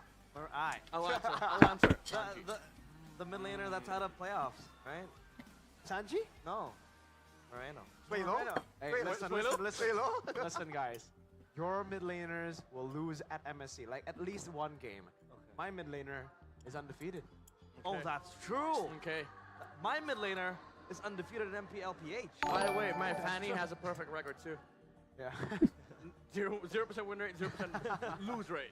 Perfectly balanced, as all things should Perfectly be. balanced. That's not balanced though. Who's the better this is- Yeah, parser? that is not balanced. Oh, I like man. the Suns. Hey, usually when these kind of polls come out, it's, you know, broadcast native. You know, like if it's an ID, usually the RRQ votes, you know, they pop up. Oh, but not over even there, not even we ID. can see that even in ID, Sans is voted to be the better Farsa user. Now, Hey, it's equalizing now though. it is equalizing. Is it? Sans is still far. Never mind. It Mirko. jumped back. Mirko, what do you think are the comparisons between Sans and Rince when it comes to the Farsa? Again, when it comes to Sans, he's crazy. The mechanics on that kid, man, he's so good. He knows the limits of the Farsa. He knows instinctually how to utilize it. He has the calculations in his head. Meanwhile, for Rins, I think it's kind of like it's pseudo Sans when it comes to mechanics. He really shines when he plays the utility role, mid laners because he's the main shot caller for the team. He's not really the guy that you would look to to make those mechanical plays. Even against Hijume, I had a conversation, I don't know who it was with, but we agreed that Hijume mechanically is the better mid when it comes to playing the far side compared to Rins, but Rins is just so smart with it, and he knows how to calculate. I haven't talked to you about it, but I would agree, because even when I was with Arashi yesterday, in my mind, I was like, Hijume is really good on the Farza as well, and he's kind of gapping Rins. You know, in terms of the finish my food. Because like, in case I have to go to sleep after this. Again, he's not the best I need more rice, in terms of but like I'll just eat the fish. in the mage role, but he does have like the good moments of being able to zone out their their opponents. But again, last game it wasn't really possible because he had to play against a Kalea. And now, obviously, into the drafting phase we go on what could potentially be the last drafting phase of this evening. Could be, actually. And Onyx, just one win away from that ever-coveted MSC ticket. An EWC, will they be able to make their way in a quick notice? But now, drafting phase presented to you by the from a smartphone, Samsung Galaxy S25 series. The Lucas band coming in from Onyx with the Juicin and the chip as well. As for RRQ, it's the Fanny and the Boxia. The immediate extra band there, with knowing that the Fanny factor is well at play. Now for RRQ, they're banning the Boxia as well. So, Loyi and even the Kalea. Loyi open. Oh my goodness. Oh my goodness. There's no Boxia, there's no Kalea. Yes, will be the Loyi. We both reacted at the same time. Yeah, I mean, dude, guys. Oh no. Let's see. It's gonna be the Joy. Fredrin up for grabs. They can take the Fredrin, right? But Joy, they left Joy. Boy, this is so weird. First pick Loyi. That's freaky. Well, like now it puts RQ in a tough position. Oh, they go for the Hilo. Oh, this might just be a give in the game. I don't like that at all. What is That's a freaky pick to go Hylos. That's so freaky. There's no way. There's no. Oh my goodness. Badang even right up against the Hylos.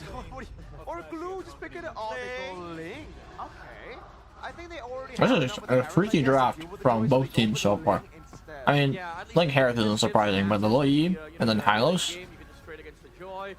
This is really popular as well in Mpl Id. This is crazy. Matchup. You're never gonna be able to threaten the Link, especially on the side lanes. He's always gonna have that temps of blades. He wins the 1v1 matchup. And now RQ goes back to the Granger. I would say RQ is in a similar fate here, where you have to sort of like get a formal control in the early stages of the game, and then have that huge power spike with with the Joy getting the Stardom side, Holy Crystal, and end the game before the Ling gets out of control. Because at this point, RRQ, they have to keep in mind this is still Kyrie's Ling. They're always going to be able to make space. And late game, the problem with this lineup is that they don't deal well with the split push, not just from the Ling, but also the diversion plays coming around from the Loyi. We've seen again and again, nowadays, the diversion can also be used just to facilitate faster rotations.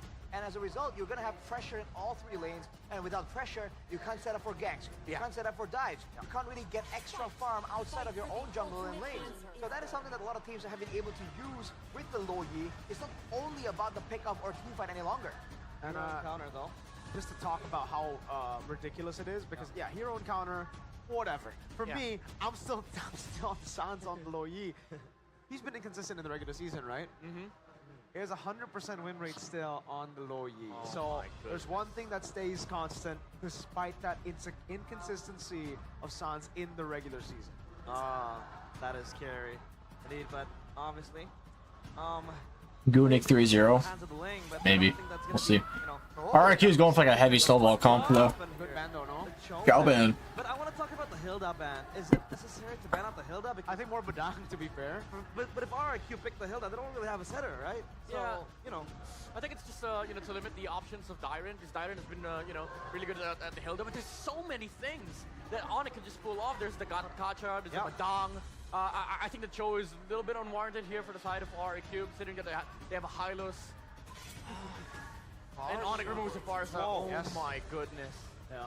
Eve is still there, right? But is it strong enough? No, not against the Ling and Loyi, man. I mean, as a Farsa, you can at least wings by wings if you get caught by the diversion. On Eve, you just ult and die. Yeah. RQ.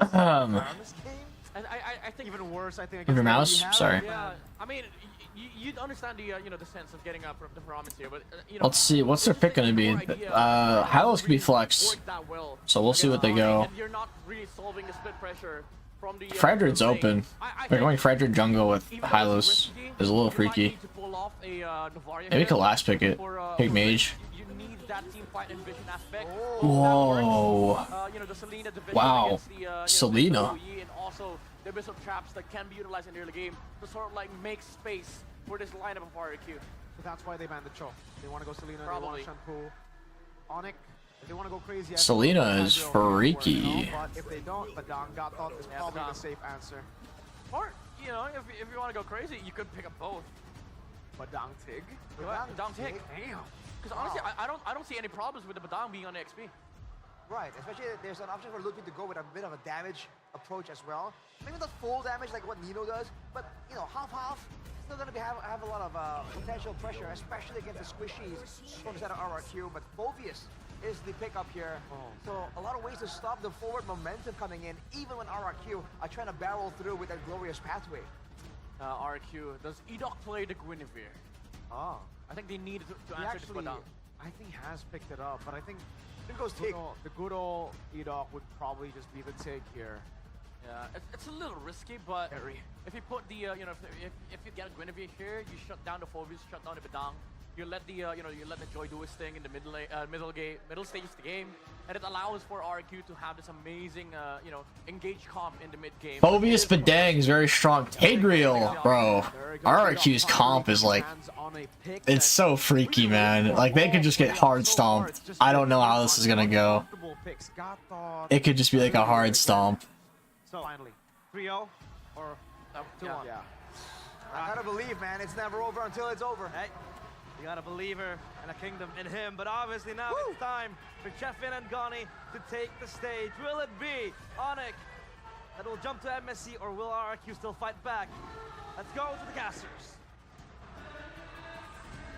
Onyx is one game away from Riyadh bound, from MSC, from the prize pool of $3 million.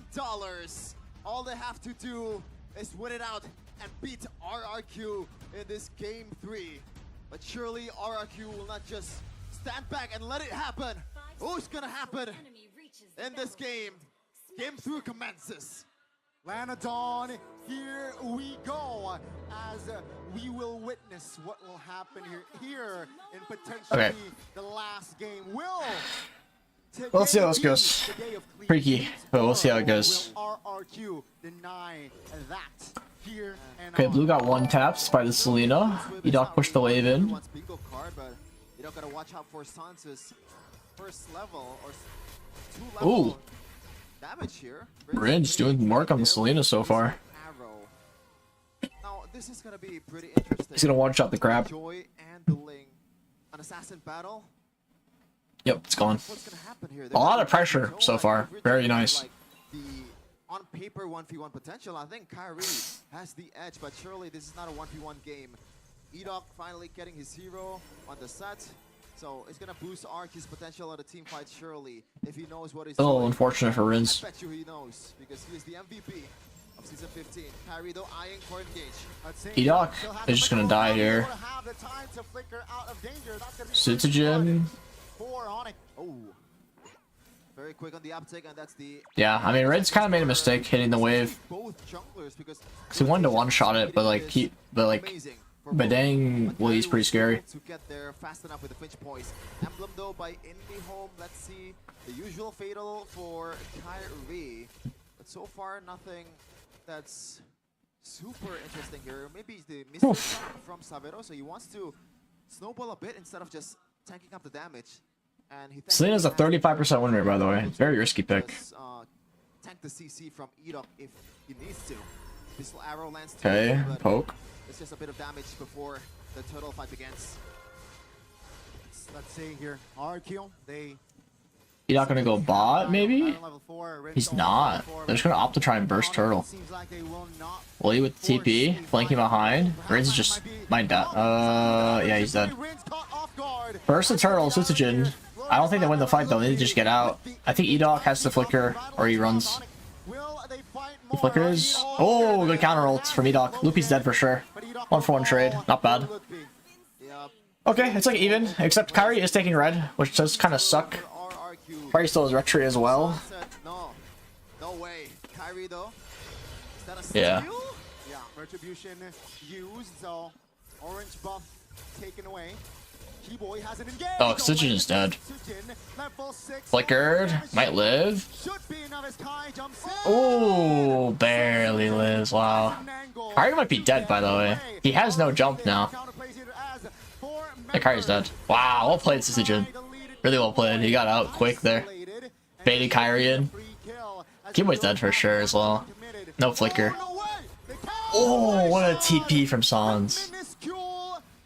What a TP from Sans. What a TP. Gila Sans. It's even, but like RRQ needs to snowball. That's the thing. With their comp. Yeah, I don't think they're gonna win late game for Sonic's comp. Could Edok not just ult him right there? But speaking of Keyboy, Maybe not. On the down once again, Gani, and we know he is 100%, yes. Before this day, he is 100% on the Badang. 10 matches or 10 games he played on his hero. We saw Syzygen finding a cheeky angle to escape Pen. San say, hey, we could do better. Let's see here, reset gold. Yeah, very, the difference is very low. The turtle will be up here soon. Can. Let's see who That's all that matters. Yeah, I think Onyx will somehow use the Selena has book. Sans to be able to take the bushes behind RRQ, but Rince knows what he's trying to do here. He tried to just cover all the bushes for the whole team of RRQ for him to be able to spot out this micro mechanics or macro from Onyx for them to be able to catch them off guard. It becomes okay, they want the Selena for the Loyi. That's why they want the Selena. They want the trap vision for the bushes, so Loyi can't just like get a cheeky TP. It's like a cushion for them. Filling and committing more in the river area. Then again, Kyrie is honoring also. Syzygen knows this. He is a level ahead. Looking for an engage there on towards Syzygen, and yeah. Like Kyrie has on that. Oh, okay. Yeah, Syzygen had to ult there. If he didn't ult there, he was dead. Now he doesn't have ult though for this fight. They might just rush now because Joy has no ults. It's not a super long cooldown, but if they rush. Wow. Forced to use implosion is kind of bad. It's really bad actually. Glory's Pathway. Syzygen's just gonna go for a steal. The reset.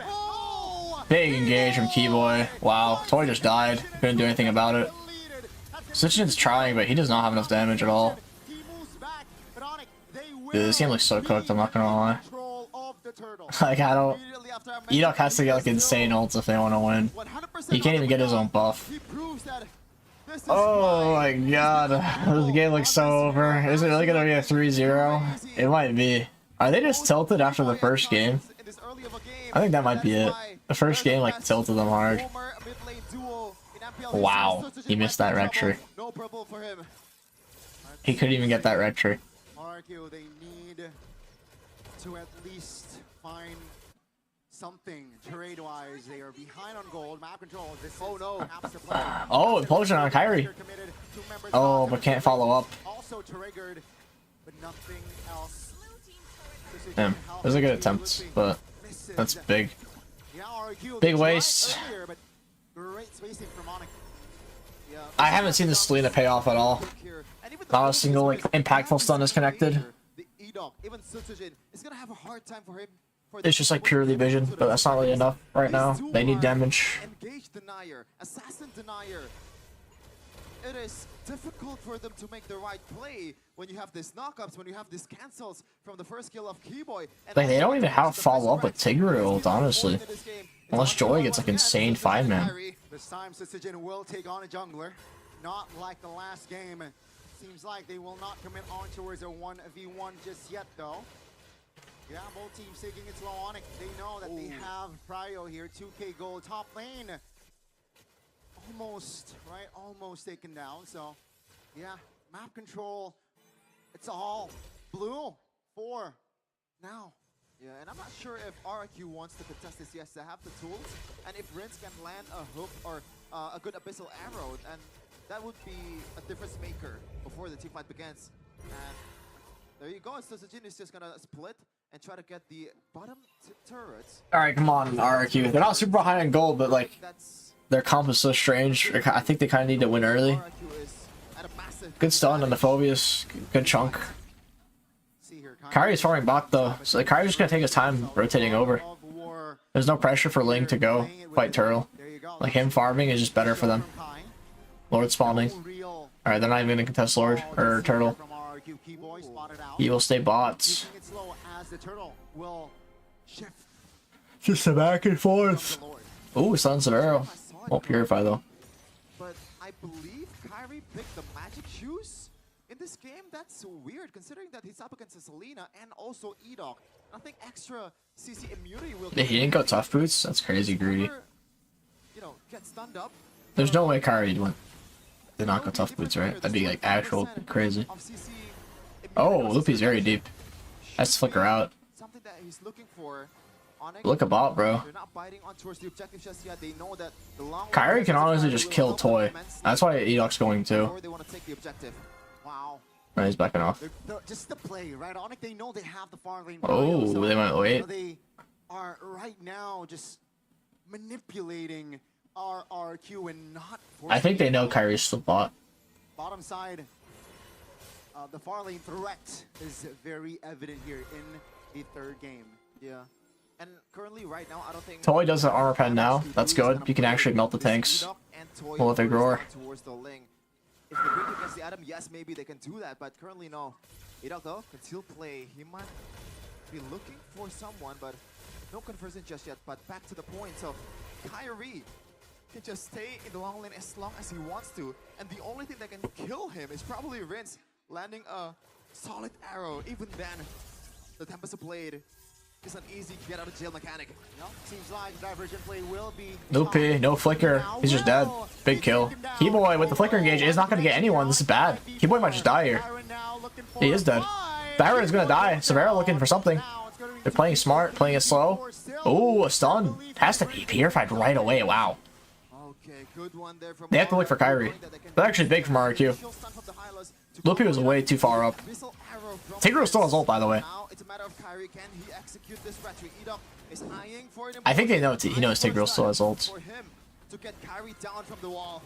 Severo is still in the vicinity. Oh, but he's going for Sans? Sans is fucked. Oh, big ult! Huge ult! None of them have purified too! What an ult from Edok! The patience is crazy!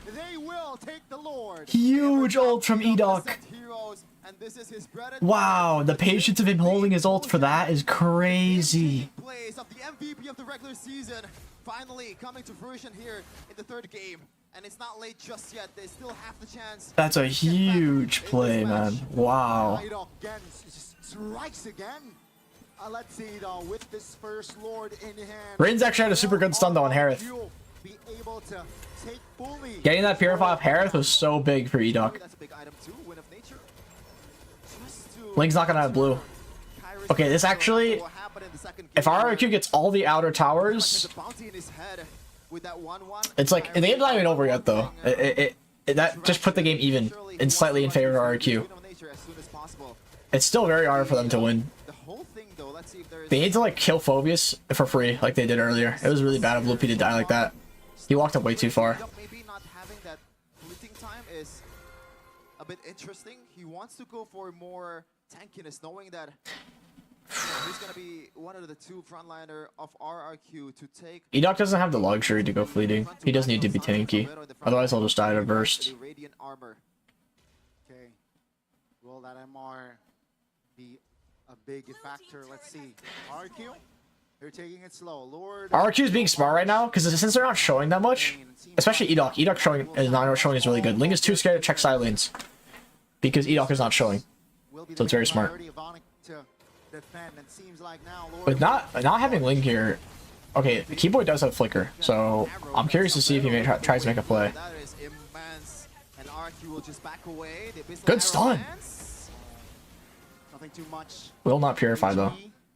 Acer top is not looking too hot for Onyx. The Selena is being super annoying right now, which is really good.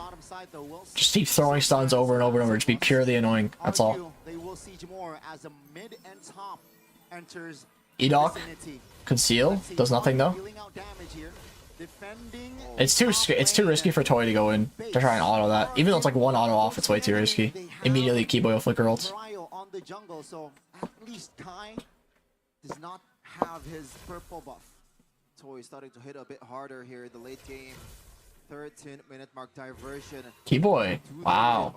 Is there someone who's gonna This is cover it? ballsy. Keyboy. Sending Keyboy for a flank Not like this. sure if he wants to make a play from this place unless he has the conceal, Big but stun. he reads that out. Seems like Oh, it's Keyboy's dead. Savero Wait, no, falls Toy here. missed. Tyrannosaur enforces dealing out the damage. RQ. Oh my goodness. No, man. Toy has no flicker now. Toy's dead. Repositions Kai.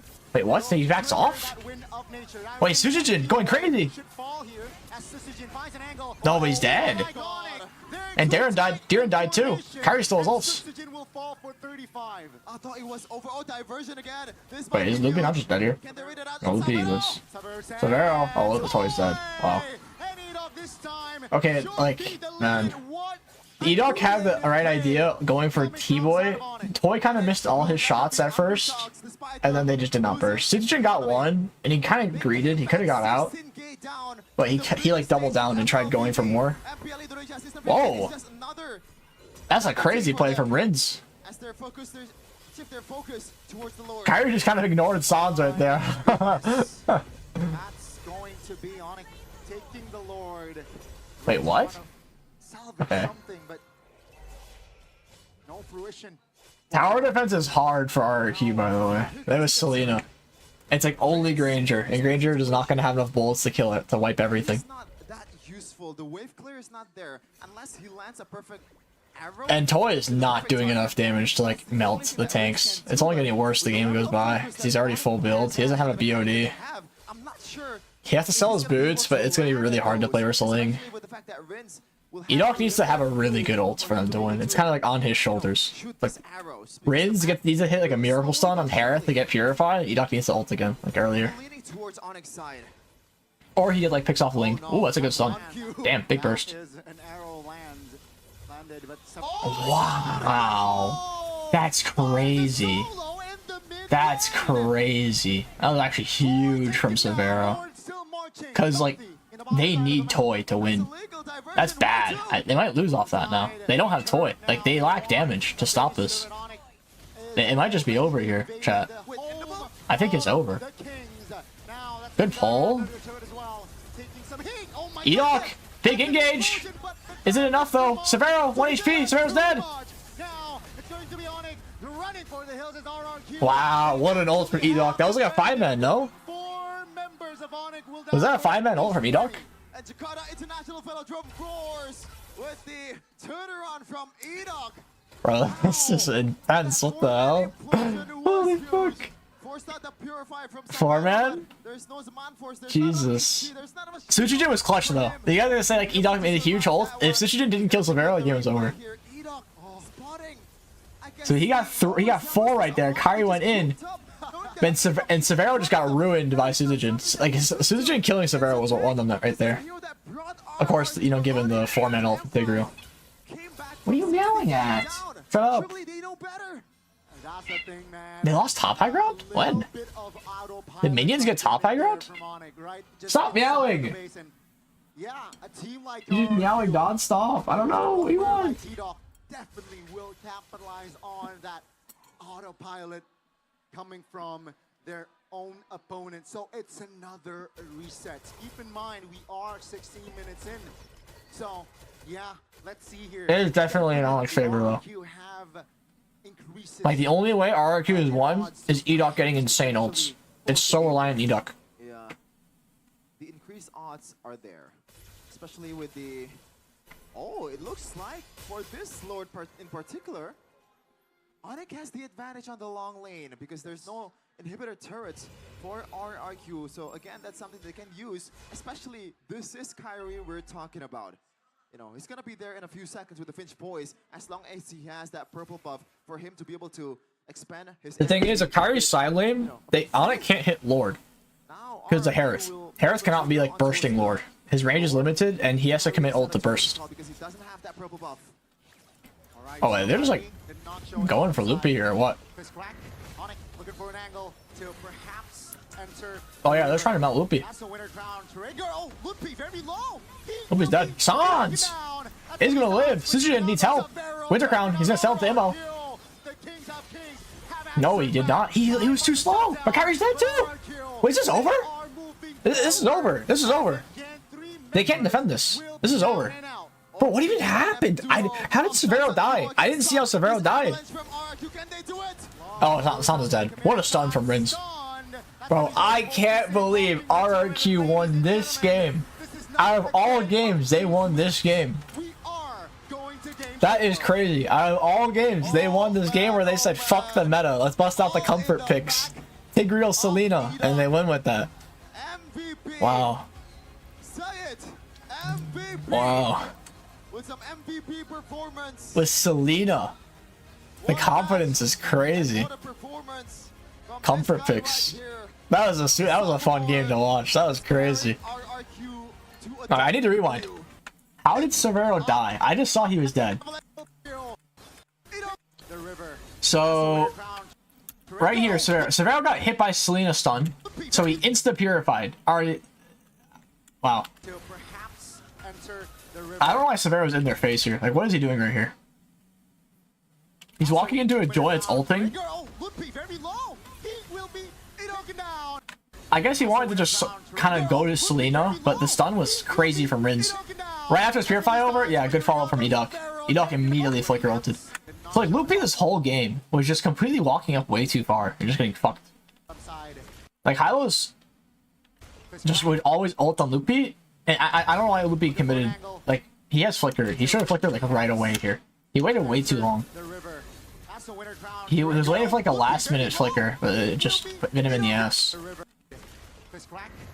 Like, as soon as they all came right here, like, bro, not flicker here is like crazy to me.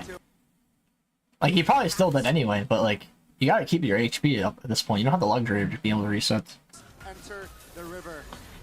Keyboy is like really split from the team. He's looking at Tigger, like, what is... Keyboy is like hyper fixated on Toy right here. He's like ignoring his whole team getting dove. The thing is, if Keyboy's the only way to stop Joy from just diving the backline, unless they could burst Joy. So he's fixated on the wrong person right now. Like, Toy did nothing this whole fight. It was just Sutsujin killing everyone, and then the stun from Rins that forced Severo Purify. Keyboy is so confused why his whole team is just dead here. He's like, guys, what happened? What's going on? Wow. What a game. That was a very entertaining game. MVP, Edok for sure. They're not going to give the MVP to anyone but Edok. Edok's going to get the MVP 1000%. He had very, very good ults. Very good everything, honestly. He played it really nice. He didn't waste his flicker too much. I hope it goes to game 5. I'm gonna be tired as hell, but I hope it goes to game 5. I'm gonna use the restroom though. I need to pee very badly. Sans sort of walked in too, and Onyx did not expect that set because, you know, he waited for at least 0.8 more seconds before he went inside and get that found that set. I'm speechless. I'm slaughtering because I'm stuttering. Not slaughtering. Dude, stuttering. Because I couldn't believe Edok pulled off that play. Yeah. I can't talk that well right now. I may or may not have been jumping around yelling when that happened. Yeah, the whole place erupted. The roof went off and Arashi was just screaming on top of his lungs. But the MVP, the player of the game, it is, and it has to be Edok, presented by the official tournament smartphone Samsung Galaxy S25 series. And yeah, that single implosion at least. But aside from that, anything you can highlight that Edok did in the entire game? Well, he was doing a good job screening for potential dangers, and several times you saw very, very clutch intentions behind the Sacred Hammers from Edok. But unfortunately, Onyx were just doing a great job mitigating a lot of those big moments until later on when RRQ were able to find some trades off, and they're able to kind of match when it comes down to the damage output. That's where Edok really started coming up online, dude. He was just so patient the whole time. Before that, I guess knowing that there was something they could have done anyways, but dude, that's it. And it turns out, right, I mean, usually when you're up against Edoc, it's so easy to just say, all right, let's go Purify, let's deal with it. Yeah. That's why the Selena pick ended up being really, really good in the end, right? I mean, at the start we were thinking, all right, why Selena? Turns out it was a setup for Edoc to get those implosions. Before that fight happened, the one where the implosion landed on two, both Severo and I forgot the other guy. Oh, by the way, crazy play assassination here. When this happened too, the Purifies had already been baited out, you know, from Severo, and it was just, well, in the end he actually get it, but like before that, the turning points when they were able to slow the game down. I will say though, for Onyx, I think we also didn't expect the link to come through. We expected something like a Fred just to shut down the Joy and then have proper ways to deal with, again, this kind of composition. They went for the greedy route, they went for the comfort route in a possible last game of the series, and ultimately it went to RRQ. They can't let their guard down like this. They gotta stay consistent. Remembering, again, RRQ, even though we have seen them kind of neutralize in game 1 and 2, they're still #1 in the regular season for a reason. Edoc and Dyron. Actually, 2 reasons then. Yep. I have to give a shout out a bit more to Syzygy as well. Like we said, on the Joy, this guy just is a bit better. Wow. I'm just amazed the Selena worked. It was so good too, because they wanted the Selena to have vision versus the low Yi and potentially bait Purifies for Tigreal. And he did both. Sans did not have, after the first hurdle, Sans did not have one good low Yi ult. In the end, he missed the final dash, and you know, he got picked off against Kyrie. But you're seeing him just perform so much more. And then he also baited Severo's Purify twice before crucial moments that actually won them, like those moments. Honestly, like, I would give Rins the MVP just as much as Edoc. I think Rins is like a hidden MVP. He did so much, and like above and beyond what like Selena's normally do. And he performed. This is very similar to how RQ played game #1. He just got sloppy in the the later stages of the game. Dyron getting picked off in front of the Lord, in front of the bush, where the Hylas was checking, used the glorious pathway, the arrow hit, and that's where the game started slipping off for Onyx, because even Kyrie couldn't hold the side lanes anymore because RQ was forcing the issue. Yeah, that base might pick up though by Sans. Did he really need to survive with that emblem? Was sustainability necessary for this Loyi? Yeah, I think This did good too, but man, pretty common. Everyone else did really good as well. Common emblem to take right now. The Brave Smite over, just damage dealing, because on the low Yi, especially up against a very aggressive composition like this from RRQ, you do need a little bit of survivability, especially in the early game. I just gotta give props though to RRQ for playing that game well, because despite the fact that yes, we didn't like the Ling pick, there were some picks that we thought would come out, like the Tigreal to deny Edoc.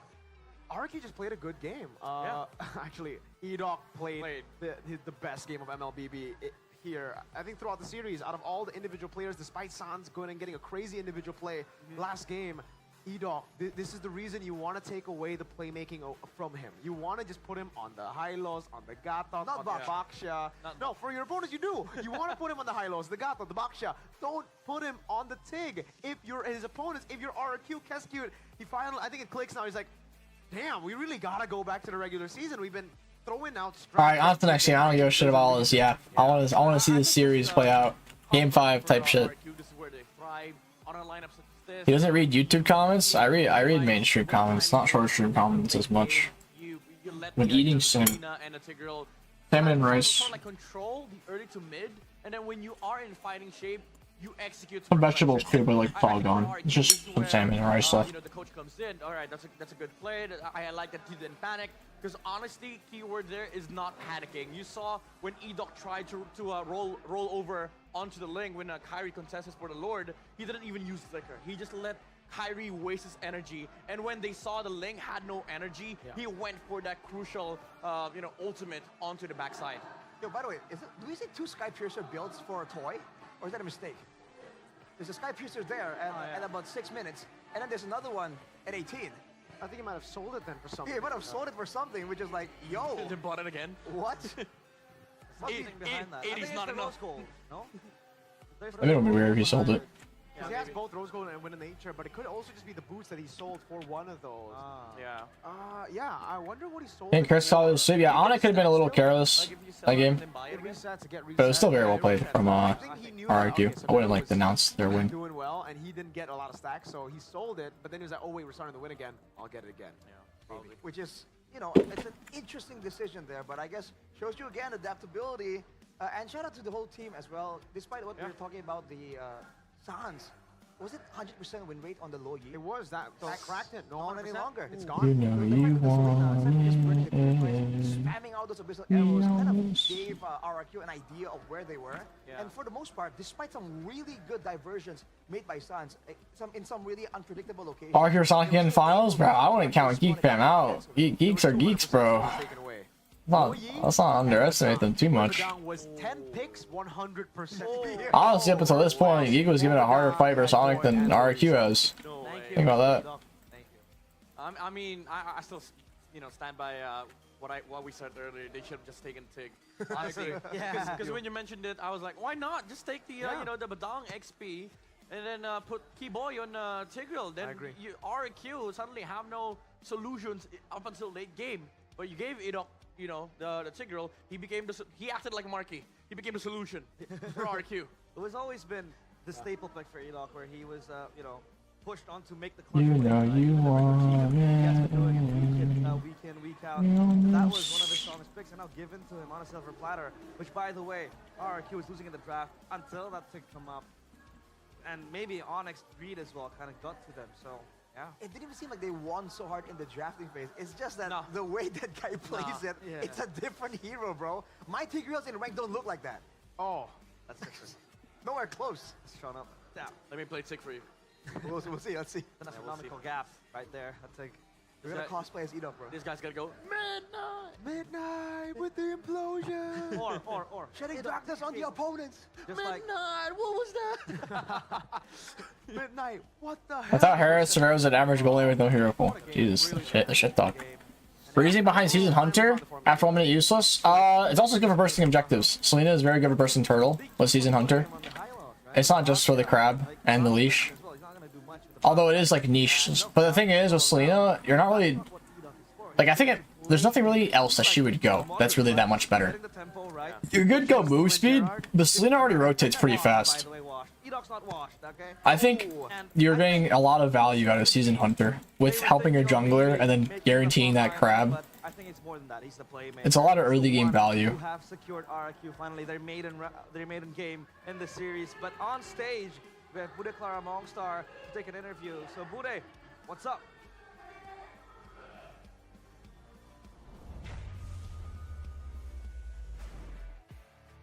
Yas Bude di tengah-tengah sini sedang menjadi saksi juga nih.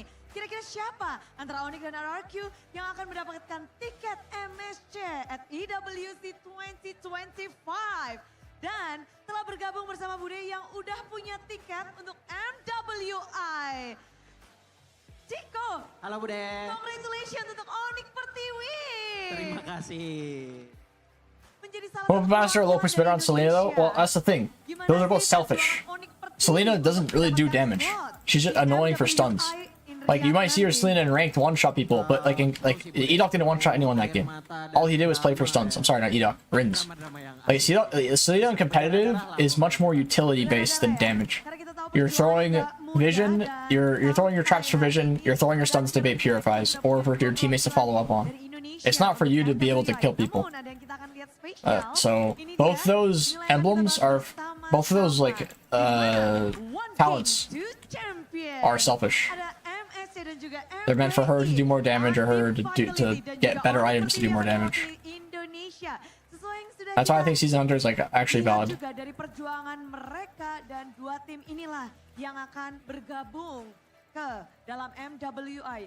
Melihat gimana peta kekuatan Indonesia untuk MWI. You like the MWI coach? Is that what they're showing right now? It's something, I guess. Dari aku masih tetap sama sih. Keyakinanku tetap Indonesia jadi salah satu perwakilan region terkuat di MLBB Women ini ya. Cuman mungkin kayak kita harus lebih aware lagi sih. Jangan sampai kayak tahun lalu kayak tim Filipina kan tiba-tiba kayak lumayan cukup dominasi lah. Bahkan di grand final pun dia dapat skor yang... Why they're showing it? I don't know. Don't ask me. Out of nowhere tiba-tiba yang kita tahu tim Indonesia, tim FwydChickn itu benar-benar... Oscar only won Harith full build? I don't know. I think it's very situational. If Moskov hits a stun on Harith or cancels his auto with his dash, then yes. But if Moskov's stun does nothing, Harith will for sure win. But it's like very skill-based matchup. banyak There's lah. no Yang like guaranteed win in kita that. juga mau coba adaptasi kan untuk di apa namanya di Riyadh nanti karena itu juga first time lah buat kita gitu. Kayak gitulah kayak mungkin kita udah dari jauh-jauh hari lah preparation ya. Preparation, namun kalau ngelihat dari banyaknya tim-tim yang nanti akan bergabung, udah kelihatan betul mana nih yang harus diwaspadai. Region mana atau tim apa? Mungkin tim selain Filipina ya, ada Malaysia, terus Vietnam juga kebetulan kemarin tim aku kalah Bude di group stage sama perwakilan dari Vietnam. Nah itu juga perlu kita waspadain. Sebenarnya semua region kita Are you getting gapped by Onyx after Yip's appearance? Gitu. I mean, just because their old coach might not necessarily been bad. It could just be a comfort thing. Yeah, just might know the team better. To be honest, I don't know why they like. Onyx was just in a slump for a bit, and they were just trying different things. I wouldn't take it too like insulting that they replaced Yep for a bit. They were just trying things. And it didn't work, so they moved on. The next thing. Seru banget sih, Not something to take super seriously. Kayak banyak banget gini kan. Terutama untuk Onyx lah, kayak Onyx sekarang kuat banget kan Bude. Kembalinya Kocep kan apalagi tuh. Menurutku season ini bakalan di MSC-nya juga nanti bakalan lebih seru lagi lah dibanding tahun lalu. Karena dari permainan tim Indonesia yang sudah berubah atau bagaimana? Kayak Indonesia sekarang udah makronya udah bagus-bagus lah Bude. Bahkan udah nggak All time? I'm just gonna chill, wait, read chat. Atau apa itu Indonesia udah makronya udah bagus banget sih. Nggak cuma bisa jati diri, gelut-gelut. A bit EP. But I do want this to go to game 5 regardless, even if I am EP. Sebetulnya dari dulu juga emang kayak gitu kan. Cuman lebih kental lah ke team fight-nya kan. Kalau sekarang mereka lebih wise lah kayak kapan ngambil team fight, kapan yang enggak gitu. Mereka makronya lebih bagus aja sih. Oke, sebagai keluarga besar dari Onyx saat ini, Chico, udah penasaran. Banyak yang bilang ini adalah prime-nya dari Onyx yang tiba-tiba kembali. Onyx mode playoff, itu beneran gak sih? Kalau yang season ini ya Bude, kayak Onyx lagi bagus banget sih. Kayak lagi Cristiano Ronaldo? yang Yeah, I saw a post about that too.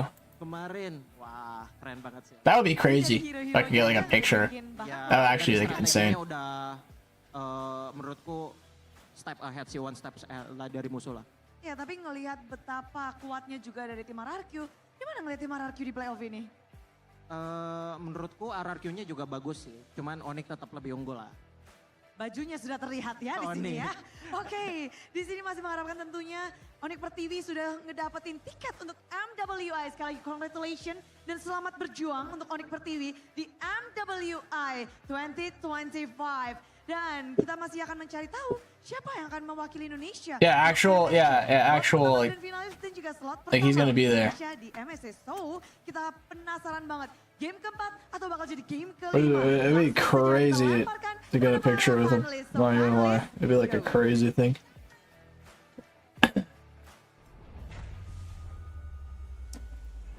Thank you.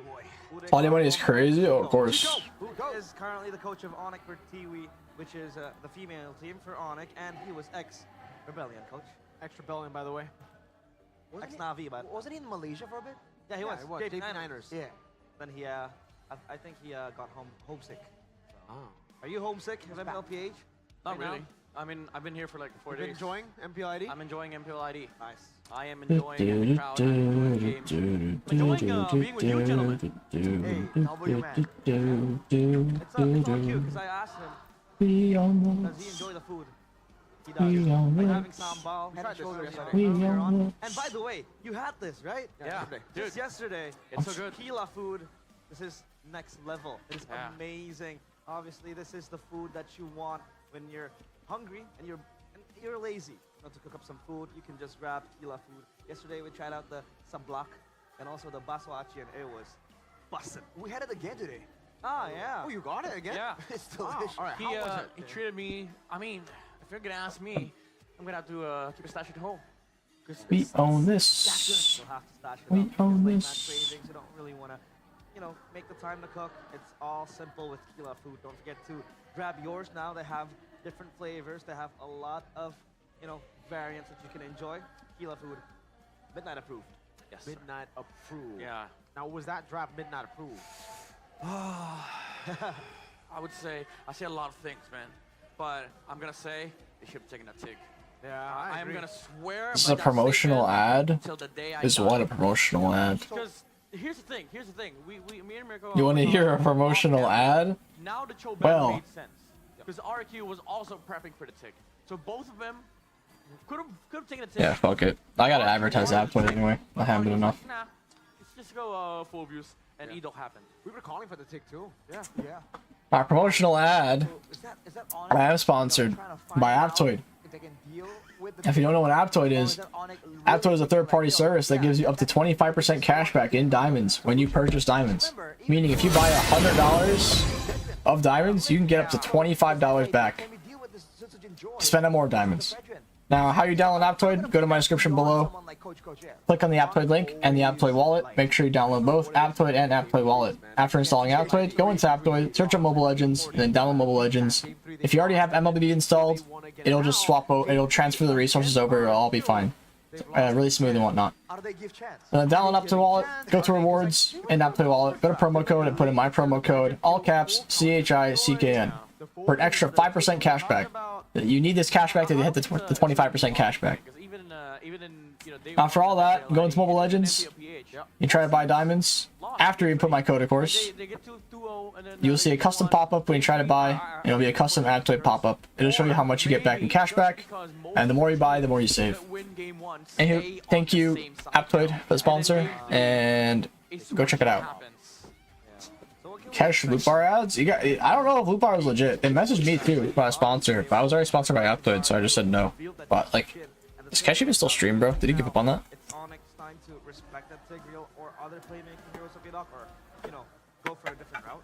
I think instead of going for their comfort, they would be benefiting a lot more from just denying RQ their comfort, right? Yeah, if you buy diamonds, might as well use Aptoid, extra free diamonds. Options where you can play so many more heroes at such a much higher level, like Onyx in ID right now. They can just make sure that the opponents doesn't get what they want, and for the most part, overall, most likely Onyx are gonna come out on top. Can I pose a proposition here for RQ? What is that? First phase tick. First phase TIG? It's like a little fiendy though. And some teams have found success. But like Edok is super comfortable on TIG. Like it's one of his main heroes. So like, if they actually got the red side, yes, it makes sense. Yeah. First phase, last pick, red.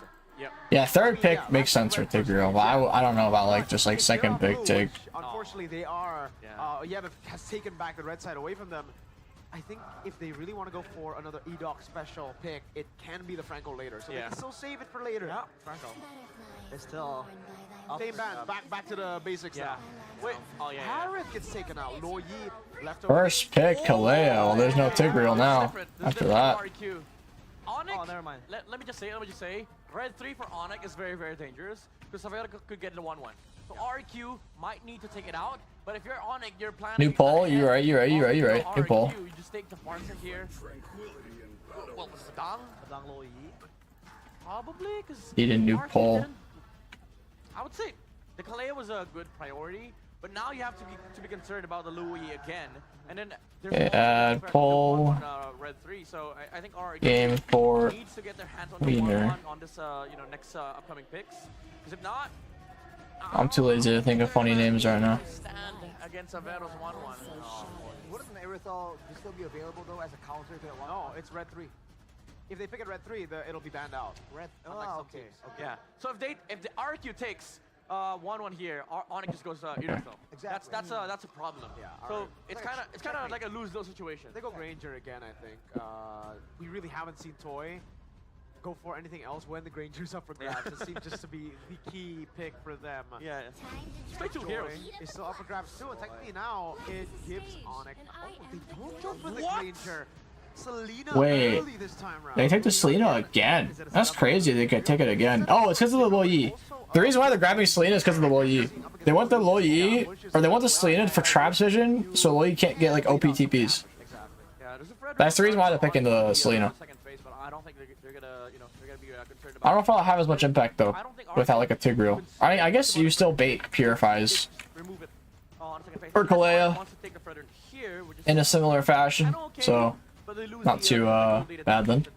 potentially take when they take the gold lane here and then remove some choice heroes. So either one Going for Irithel. I thought that was preemptive. Yeah, that was either A little early, but comfort, I guess. Just go straight onto this Irithel, just as an He's done it a lot at this point, though, no? So, Like, grab the Irithel. thinking about that, and it's most likely due to how Onyx likes to go with distance management, and the Irithel is a. I can't wait to sleep after this series. I'll sleep good. Is not choosing to not care about gold lane matchup at all. Because now RQ can either get 1-1 or Granger, but all matchups, Savera wins. So now Onyx can just relegate their bans towards Edok, and then also the XP flex. This is next level from Coach Ship. Yeah, and even if there's a pick that still does all right against the Irithel, it's kind of like a non-confrontational pick, like a Moskov. Yeah, It's like Moskov. yeah, you go fight, I'll go and play in the side. So if Onyx wants to, again, force That's smart. RQ to play to play the Granger or 1-1, then after the tick ban here, they ban Moskov. If they want to play it safe, again, take away the playmaking heroes from Edok. But I don't think you want to take away Franco now, because the Kalea is still there. I don't think you want to double down fully, so the Moskov makes sense to ban here, right? It's another way to technically deal with the Irithel through just playing in the side lane. Yeah, maybe the Hylos or you know, the Hilda. They can remove from RQ because Blue ban, yeah. I think the Hilda would have made more sense. Nothing too shocking so far. The bushes for RQ adds more you know, layers for the Selena to work with, creates more angles for the Joy as well. But for Onyx, I don't think they're much concerned about you know, the gold lane. Increase the main volume a bit. I think it's fine. It'll be loud in game. Here, I'll do this. That's fine. Oh, you're right. That was a pick that RQ have Masha, oh, you're right. I don't think they'll go Masha though without Chip or tank jungle. They might go Fred Masha. Rome. Oh no, okay. Now they can't go Masha. There's no way they're gonna go Masha unless they go like Alpha Masha or like Lucas Masha. It have to be like a fighter jungle. Yeah, even though there's a Selena. So that's why they opened the Masha. Kalea though, yeah. It'll be good against the Joy technically if the Joy walks up, but if the Kalea is the one who goes in first, then the Kaja with the low Yi. Yeah. I see it. But then Onyx will be inclined to play. It's still okay. It's still okay. Kickoff, right? So thing is, like Onyx, if they take the Masha here, it could potentially set up the you know, the Kaja, but I think the best answer here for RQ is still the Hilda. Like, you just have a walking hero that tanks everything on the side of on Onyx, and also it's a Dyron special. Oh, they rushed Kaja, they're doing the Kaja jungle shit, bro. If you don't take Hilda here, I swear to God. Whoa, Midnight with the call, and now it's up to RRQ. How do they want to respond to this? You need somebody that just wants to die in front of the Kaja. Hilda. I mean, not really die in front of the Kaja, but suicide himself. Let's see. Someone who's tanky, someone who can maybe survive if possible, right? Freaky, bro. Let's fit the bill, you know, with the movement speed, the shield. This is freaky. Hylos too. The next best thing would be something that, you know. Masha last pick? I can see it actually. I can see the Masha last pick because it's a tank. It's gonna be a tank jungle Kaja. What do you go for Dyron? They could do the Masha last pick. You're 100% right. Next question. Granger, Bruno? Good talk, Ranger. Okay. I think they go Masha. Double G's. I think they're gonna go Masha. Yeah, I agree. Sure, Masha then? I mean, Honestly, if you want to get greedier out, go Julia and Kyrie. well, go Julian on Kai, Kaja on Keyboy, Yeah, and then Badang XP. yeah. Insta kill button with the Julian. We have seen in the past as well. Yeah, man. I mean, that I saw that coming a mile away. Man, I think everyone saw that coming a mile away. It's a win-win draft for Onyx either way. Midnight, the call. That was good. Midnight. That was impressive. The call, and the coach, and the caster. Wow, and now I'm getting glazed. But it's Kyrie that needs to be glazed in this game. Yeah. And now, 100%. it all comes down to this. An almost repeat of the picks that Onyx showcased in their first match of the playoffs. And now, will it be the end for RRQ? How interesting, how interesting. To a deciding game of 4. Let's take it over to our casters, Goni and Jeffin. Second appearance for the Kaja, and 2 of them are Kyrie's in the playoffs. Onyx, I'll see how this goes. Very curious. It is hard for Joy to engage on a Kaja to what But they works. have Number good top 3. of dang for counter We engage. are on to another match point for Onyx. Can RRQ force a game 5? That's great. That's such Ladies a and unique way of making the gentlemen, Masha work. We Haja. potentially a game away again for Onyx to secure the grand finals and to secure themselves a spot for MSC. Let's watch and enjoy potentially the last game. Yeah. Some good points being raised by RRQ. about the Kaja. Yes, technically it does. Haja retreat off the bat to help with the clear. That is if. Oh, already a flicker from Keyboy. That is if they want to go for a dive. It's a little freaky. Other than that, like you can't really engage on your own first. I guess you have the Luoyi, but you don't have the chip, so maybe they will make use or full use out of the diversion, and Sans will be the pivotal member of Onyx in this game. Looking at the emblems though by Indie Home, it looks like Ila Ray is going to use Sans. that support emblem. Idok didn't get the turn on towards Sans. For now, it seems like it's just both teams touching and going. Both teams are touching each other and going. Keyboy no flicker for that first turtle, perhaps. That's already a sign for Onyx no. to not. Keyboy, he's fine. A little bit of aggression here. I mean, it's a Kaja jungle. It's not like he's gonna kill him. Kyrie as well. He's sort of just there as support. Kyrie finds that green camp. Yeah, for now, it's just both teams trying to poke each other Very out. interesting to see how this first turtle will turn out. It's gonna be hard for Onyx if they can't win the first turtle or go even and trade. Because Masha is very reliant on staying even or snowballing. RQ right now. He's very reliant on it. Some of these arrows.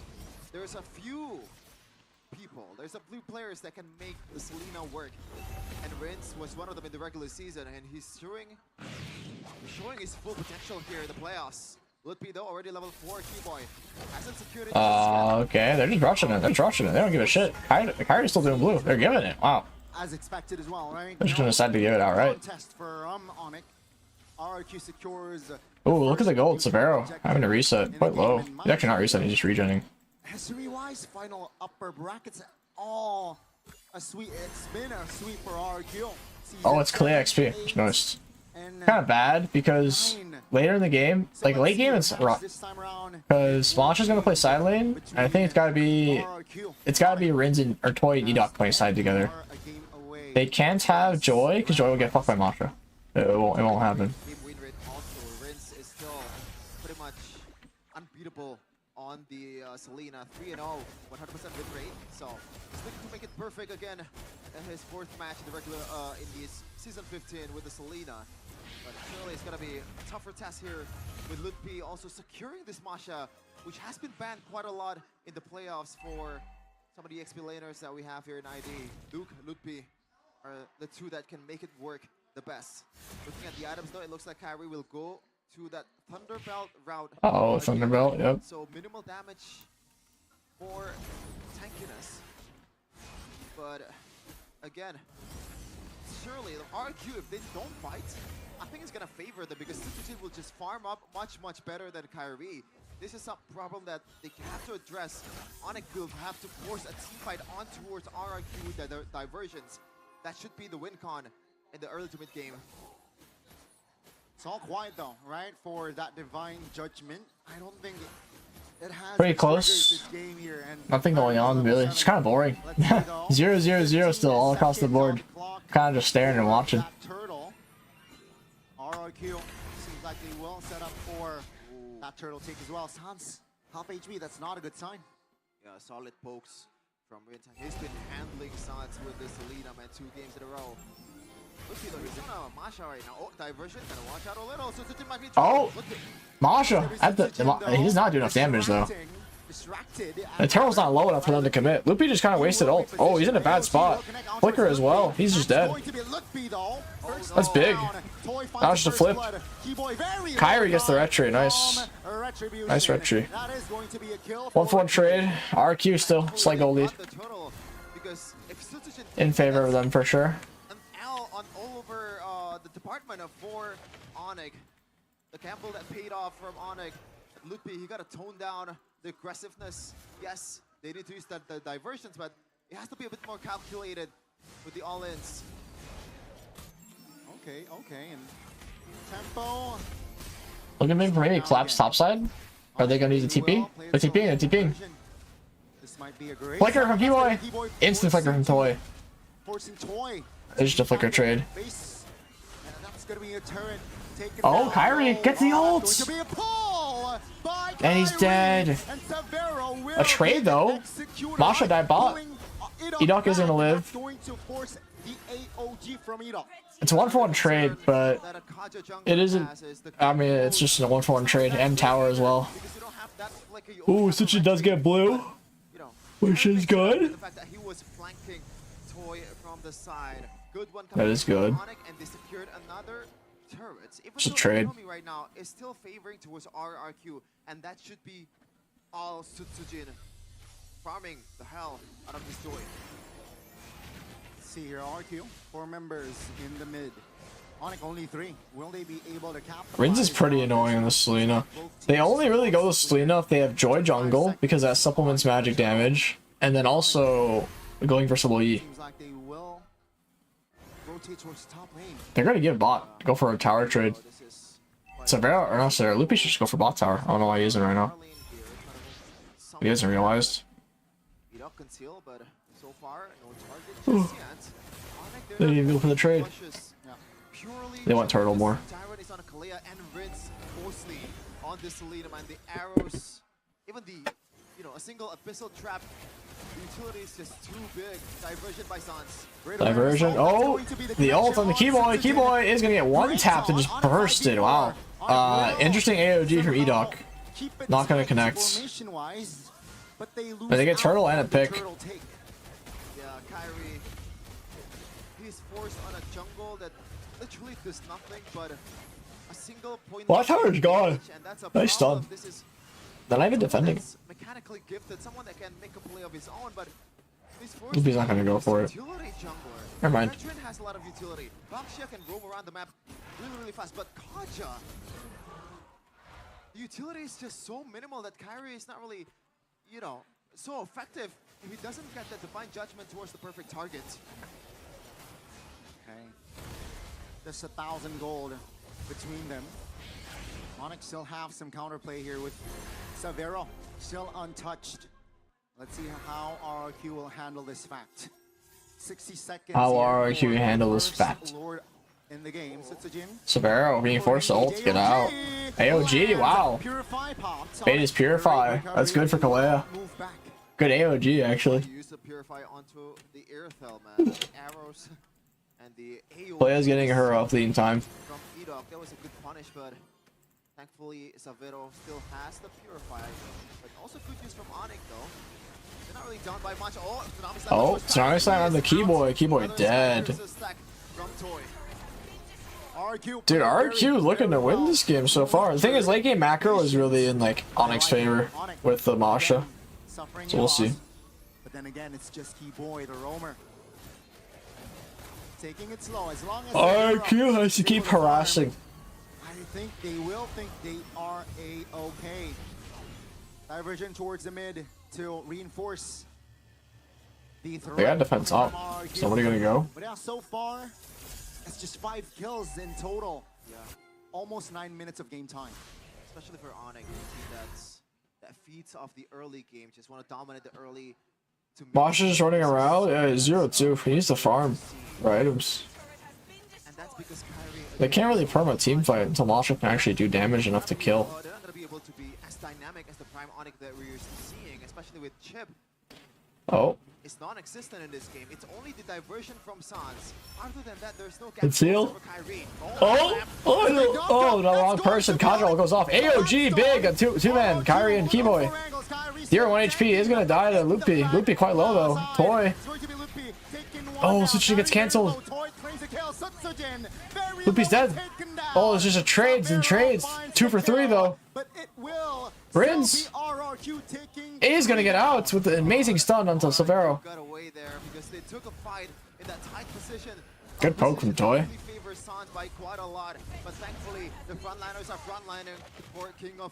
Good for RRQ. They got mid tower. 2 for 3. Just a reset angle. 3 for RRQ and 2 for Onyx. A good sign building up towards the late game, and Toy is just tacking up on the Sky Piercer, man. 4 by now. Things are definitely not looking good here for Onyx, but it seems like they want to contest. Oh, yo. For Keyboy. They see Keyboy. Good dodge. And the stun. Keyboy got... Wow. I can't believe that Rin stun hit. Oh, okay. Rin's dead. Loopy. Oh, no. Rin's lived. That's so crazy. Rin's lived. I thought he was dead. He actually lived. Wait, Toy? Okay, Toy almost died. I don't know who got Lord. Who got Lord, chat? Onyx got Lord? Carry is as good as ever with Retribution despite him being on a Kaja. That was a big gamble. So I don't know if you guys know this, but Kaja's auto does percent HP damage. So it does like 1,000 plus to objectives. It's very easy for a Kaja to secure objectives. Like very easy. Much easier than it is for Joy. It's like a Fredrin first skill basically. Nice, good Purify bait from Diren. Just a free Purify bait. Cracking that for sure. Diren has a fleeting time now, so he can make picks. That I feel is one of the main positives from the side of Onyx. They still need to neutralize this 2,000 gold lead, and let's see here with this Lord push, perhaps they might turn the tables around. Now, how do you see it? Wow, what a stun! AOG goes off on Kyrie, hits as well. Top on Kyrie. And wow, Sorrel died. This is terrible. Oh, the... Wow. That is such a clutch ult from Sans. They actually just all would have died. What an ult from Sans. Wait, wow, the high ground went down. That's so bad. That was like a stomp for RRQ in that fight, but overall, I think they lost because they lost top high ground. Playing with the limits here, playing with a lot of, margin of errors. Now they're forced to defend with being the lone wave clearer. Abyssal arrow lands, but yeah, that's gonna be not much of a damage towards Kyrie, but Luby's having a rough time. Started with once again Rinse on the arrows on towards Savero that does not have the Purify, and the follow-up from Edok and also Dyron was immaculate as well. So this team, man, when it clicks, it really is clicking. I mean, Savero needs to respect. When it clicks, it starts clicking. Bars. On cooldown and don't show to. Wait, this is bad. Wait, AOG though. Oh, never mind. Chain TC. He's doing the flip. Flag from Sutajin. I think it's just GG. It's just GG now, no? Yeah, I think it's just GG. Wait.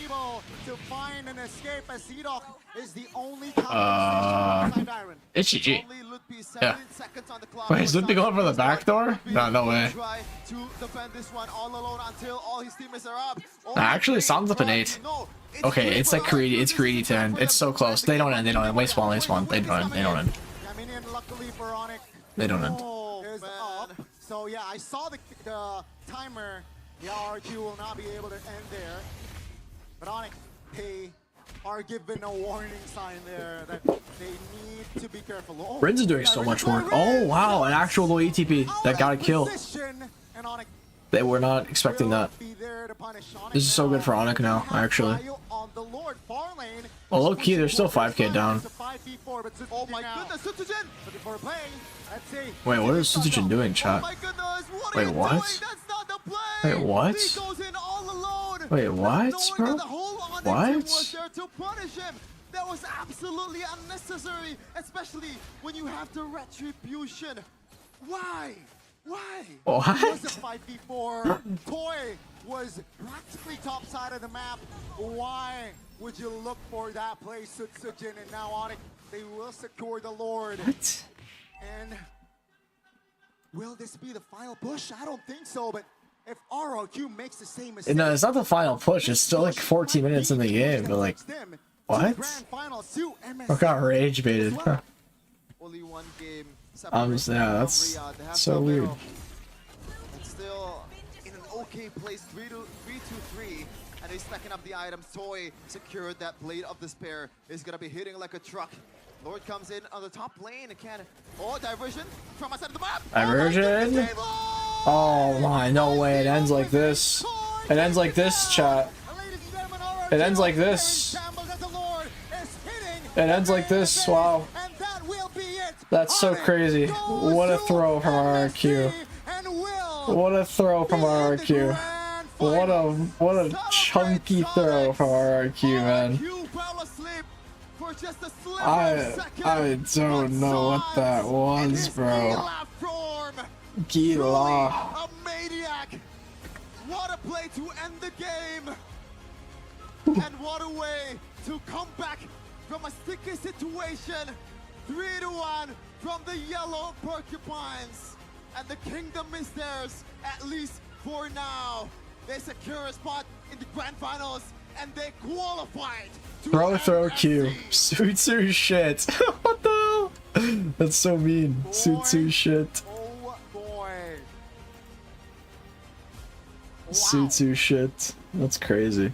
Sutsu shit. Definitely up for joy. But that diversion play, Sheffin, that risk, that gamble. Sutsu shit. Toy deleted. That's just, yeah. All hell breaks loose and Onyx takes the game. Oh man. MVP. Something about joy. Oh wait, is it gonna be Sans for every single win? Are they gonna make Sans MVP for every game?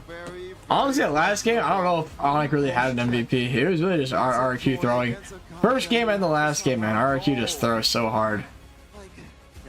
Actually, RR throw. Throw Q. That is something that they shouldn't have done. But once again, Onyx will just fist bump it out. I mean, their whole team is like So officially for the first like newer time, players, so I'm not surprised. Oh, it's Feel. Finals Kings, which is RRQ. Especially against Sonic. They will go to the lower brackets where they will meet with Geek. This was a final push, the diversion play. Oh, beautiful, beautiful harmony from the yellow porcupines.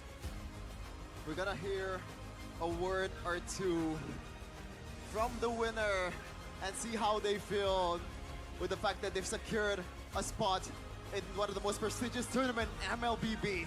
Onyx, welcome to MSC.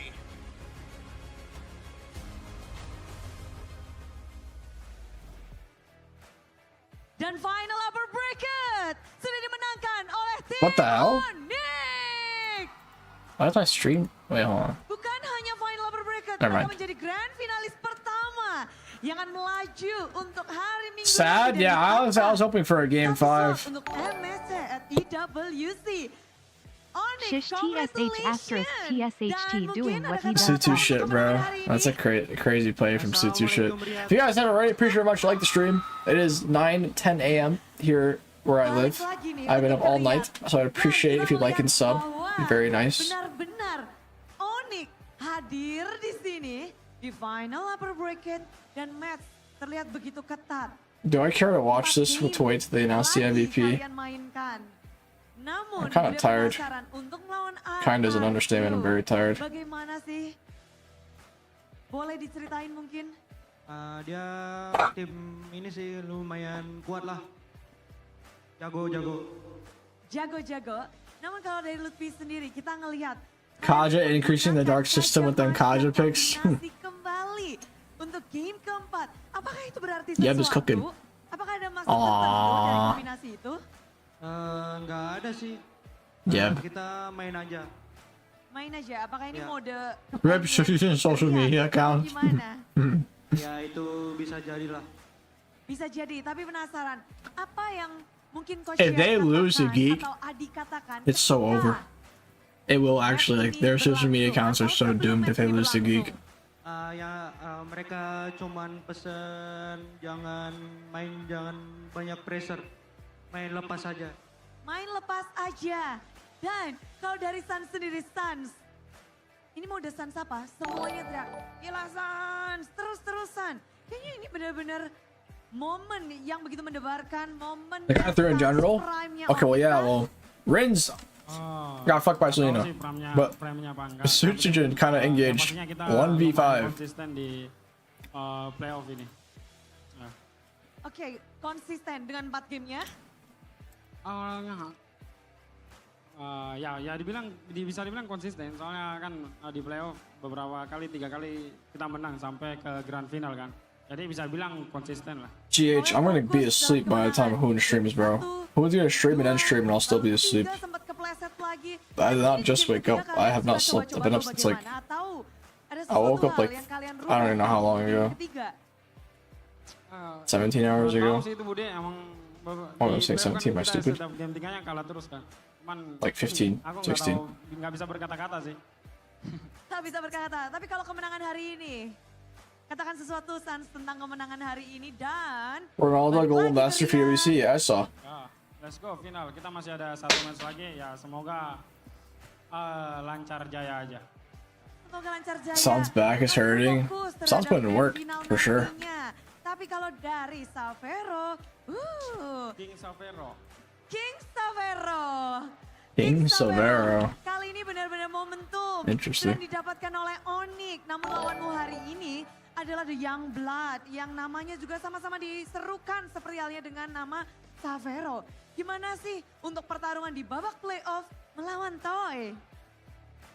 Seru lah. Soalnya dia jago juga. Kompak juga lah timnya. Tadi buktinya aja agak hard game kan game semuanya.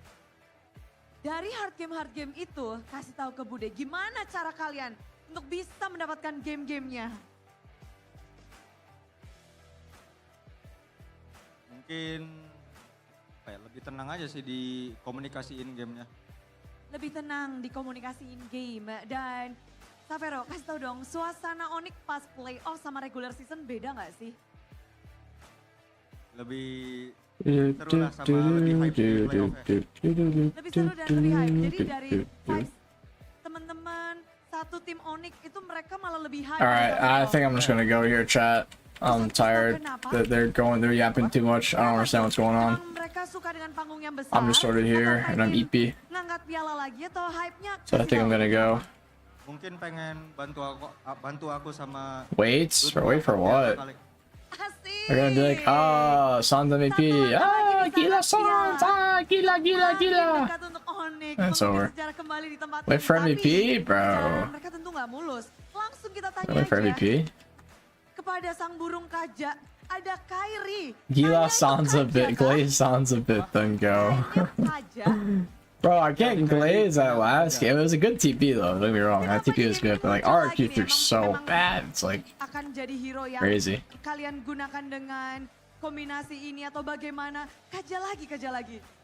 Ya karena udah nggak pede main assassin tadi. Ini jujur atau bercanda ya? Ya bercanda. Tuh kan.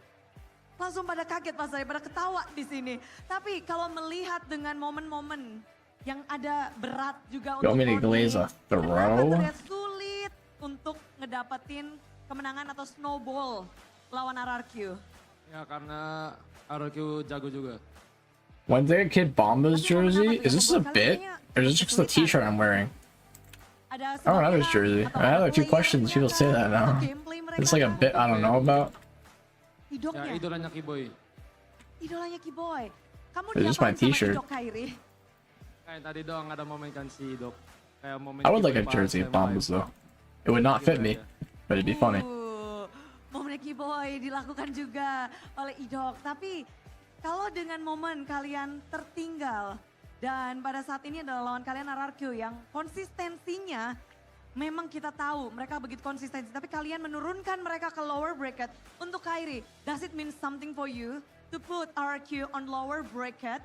Nggak ada sih, sama kayak biasa aja, kita fokus sama tim kita. Fokus aja sama tim kalian, tapi what is your focus? Kairi basically fluent at this point. Apa fokusnya Kairi? Stealing Lord, stealing Turtle? Fokus menang. Fokus menang. Gimana tuh caranya menang di match ini? Apa ya? Holy app. Tiba-tiba menang aja gitu ya Kairi ya? Tiba-tiba menang 3-1 skor, cukup puas dengan hasil ini? Ya, belum puas. Belum puas. Karena belum juara. Belum juara, masih dinantikan Sonic. Tapi kalau kata Kairi, Idok menjadi sebuah masalah. Kiboy, benerkah itu? Apa yang Kiboy rasakan di match kali ini? Apa kendala terbesar yang Kiboy rasakan untuk Do I think akhirnya win tomorrow? bisa menjadi Really grand hard to say. I don't know. pertama. I like Geek though. I'm not gonna lie, I might be rooting for Geek tomorrow. Idok lah. I just like Dia Geek. Gameplay. Like they're always the underdog. Dia jago, hero pool juga banyak. Idol muda gue lah. Idol muda. Tapi gimana tuh ngelihat Geek dengan fam. hal-hal yang kamu bilang positif dari Idok, caramu untuk mungkin bisa untuk meredam kekuatan Idok dan juga RRQ? Yang pasti gue udah belajar banyak juga tentang Idok dan gue juga belajar dari dia juga banyak. Oke, ini menarik karena perjalanan mereka belum berakhir di sini. Memang sudah punya tiket grand final, sudah punya tiket untuk ke Riyadh. Namun grand final akan menjadi pertanyaan besar. Siapakah yang akan menjadi lawan kalian di grand final? Dua-duanya udah kalian lawan, tapi siapa nih, Kiboy, yang akan menjadi lawan kalian lagi di grand final? Lumayan berat sih Budi. Satunya first team Romo, satunya second team Romo. Oke, jadi siapa nih? Kalau Kiboy gimana? Melihat Ya, first team dan second team Rom? Mungkin bakalan beda tipis lah. 4-3 RRQ lah. I'm not really waiting for this shot. Fuck. Oke, Kiboy sudah memberikan mungkin insight-insight. Tapi gimana dengan Kairi? Kairi, I'm really waiting for this, siapa man. nih yang bakal jadi lawan kalian lagi di grand final? Kalau prediksi gua Geek Farm 4-3. Why? Kayak gara-gara Baloy, ada Baloy. Baloy, oke. Kalau Savero, siapa yang akan menjadi lawan dari Onyx di grand final? Kalau menurut aku 4-3 Geek. 4-3 Geek, kenapa tuh? Ya karena ada Baloy sama Make It jago banget. Jago banget, singkat pada jelas. Do, do, Namun do, do, gimana halnya do, dengan do. Stan? Do, do, do, do, do. 4-2 kayaknya Geek. Bro, I'm just like not looking at the screen. Apa yang kamu baca? Kiboy says RRQ wins 4-3 tomorrow. Or are they doing? Is it a BO7 tomorrow? That's huge if it's a BO7. Oke. Or they're doing like a BO7 loser bracket type shit. Sobat Ha, gak bisa Be huge. rewind ya. Tapi kalau dari Lutfi gimana? 4-3 RRQ. Ada apa? Kenapa? Mungkin tadi lebih sengit aja sih lawan RRQ. Lebih sengit dan berkesan. Tapi pada akhirnya grand finalis pertama, siapapun lawannya, tetap grand finalis pertama adalah tim Onyx. Dan silakan sampaikan sesuatu, mungkin ada perwakilan dari Onyx untuk kemenangan hari ini dan juga untuk grand final. Terima kasih Sonic yang udah datang dan BC Emo, chat, who's not gonna watch party? His sleep schedule's like not terrible.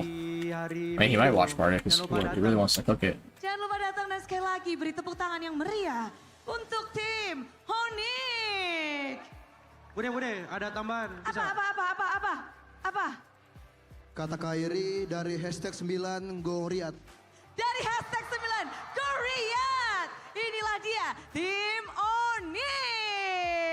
Team Onyx. Thank you banget Onyx. Namun kita belum berakhir sebenarnya. Nanti kita akan bertemu lagi dengan Onyx karena jangan kemana-mana, ada yang spesial. Hari ini, dimana kita tahu bahwa Are you here kita today? I don't know. memiliki I've not looked at my viewer counts.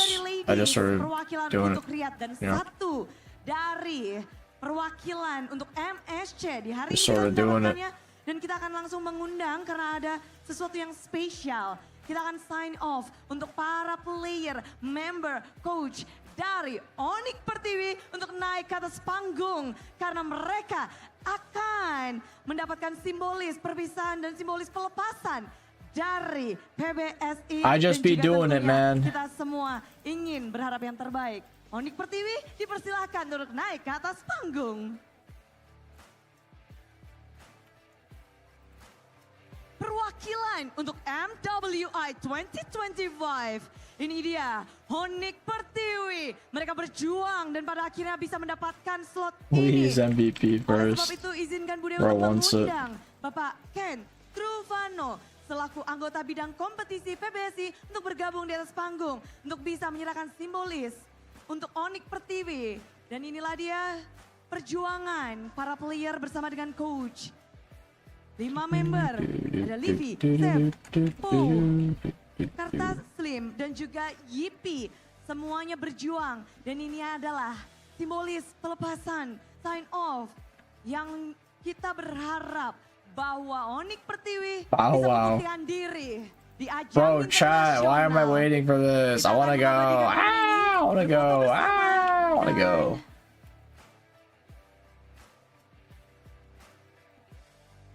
Semoga ini bisa menjadi momen yang bisa kita kenang. The coaches can be male for MWI. Bagi Onyx Pertiwi yang akan mewakili Indonesia They're not exclusively di female. ajang MWI 2025. Dan terima kasih kepada Onyx Pertiwi. Dipersilakan untuk It's only the players that have to be only kembali ke female. tempat duduknya, dan untuk Bapak Ken boleh tetap di sini karena bukan hanya Onyx Pertiwi sistersnya yang keriat, namun juga Assalamualaikum Riyad dari #9. Assalamualaikum. Terus Riyad, inilah dia tim Onyx. Sekali lagi mereka bergabung bersama kami di atas panggung. Dan dari tim Onyx akan pula mendapatkan simbolis untuk perwakilan Indonesia. Bapak Ken Truvano selaku anggota bidang kompetisi PBSI akan menyerahkan simbolis bahwa kami semua mendukung tim Onyx. Chat, I'm just trying to go, bro. I do not care to wait for the MVP, you know, and they go through all this. Like what? Like what? Team, two champions. Kita akan abadikan momen ini bersama dengan jersey yang telah diberikan. It's a little crazy. Ini karena juga ada simbolis lainnya di MSC. Kita tahu setiap tim yang bergabung memiliki kunci. Dan kunci itu akan ditandatangani oleh para player. Mereka berhak mendapatkan kunci karena mereka bergabung. Where's your SAUL jersey? It's on my left. It's still in the plastic wrap. I haven't opened it yet. Tanda tangan satu persatu. Press qualify. Thank you, Yellow. Setiap player, There's a lot to unpack here. I'll handle it. All right, I'm ending, bro. Like, what are they doing? They're autographing something. Like what? Indonesia. Ini adalah All right, I'm going, guys. They like to stream, sub, all that good stuff. I'll see you later. Bye bye.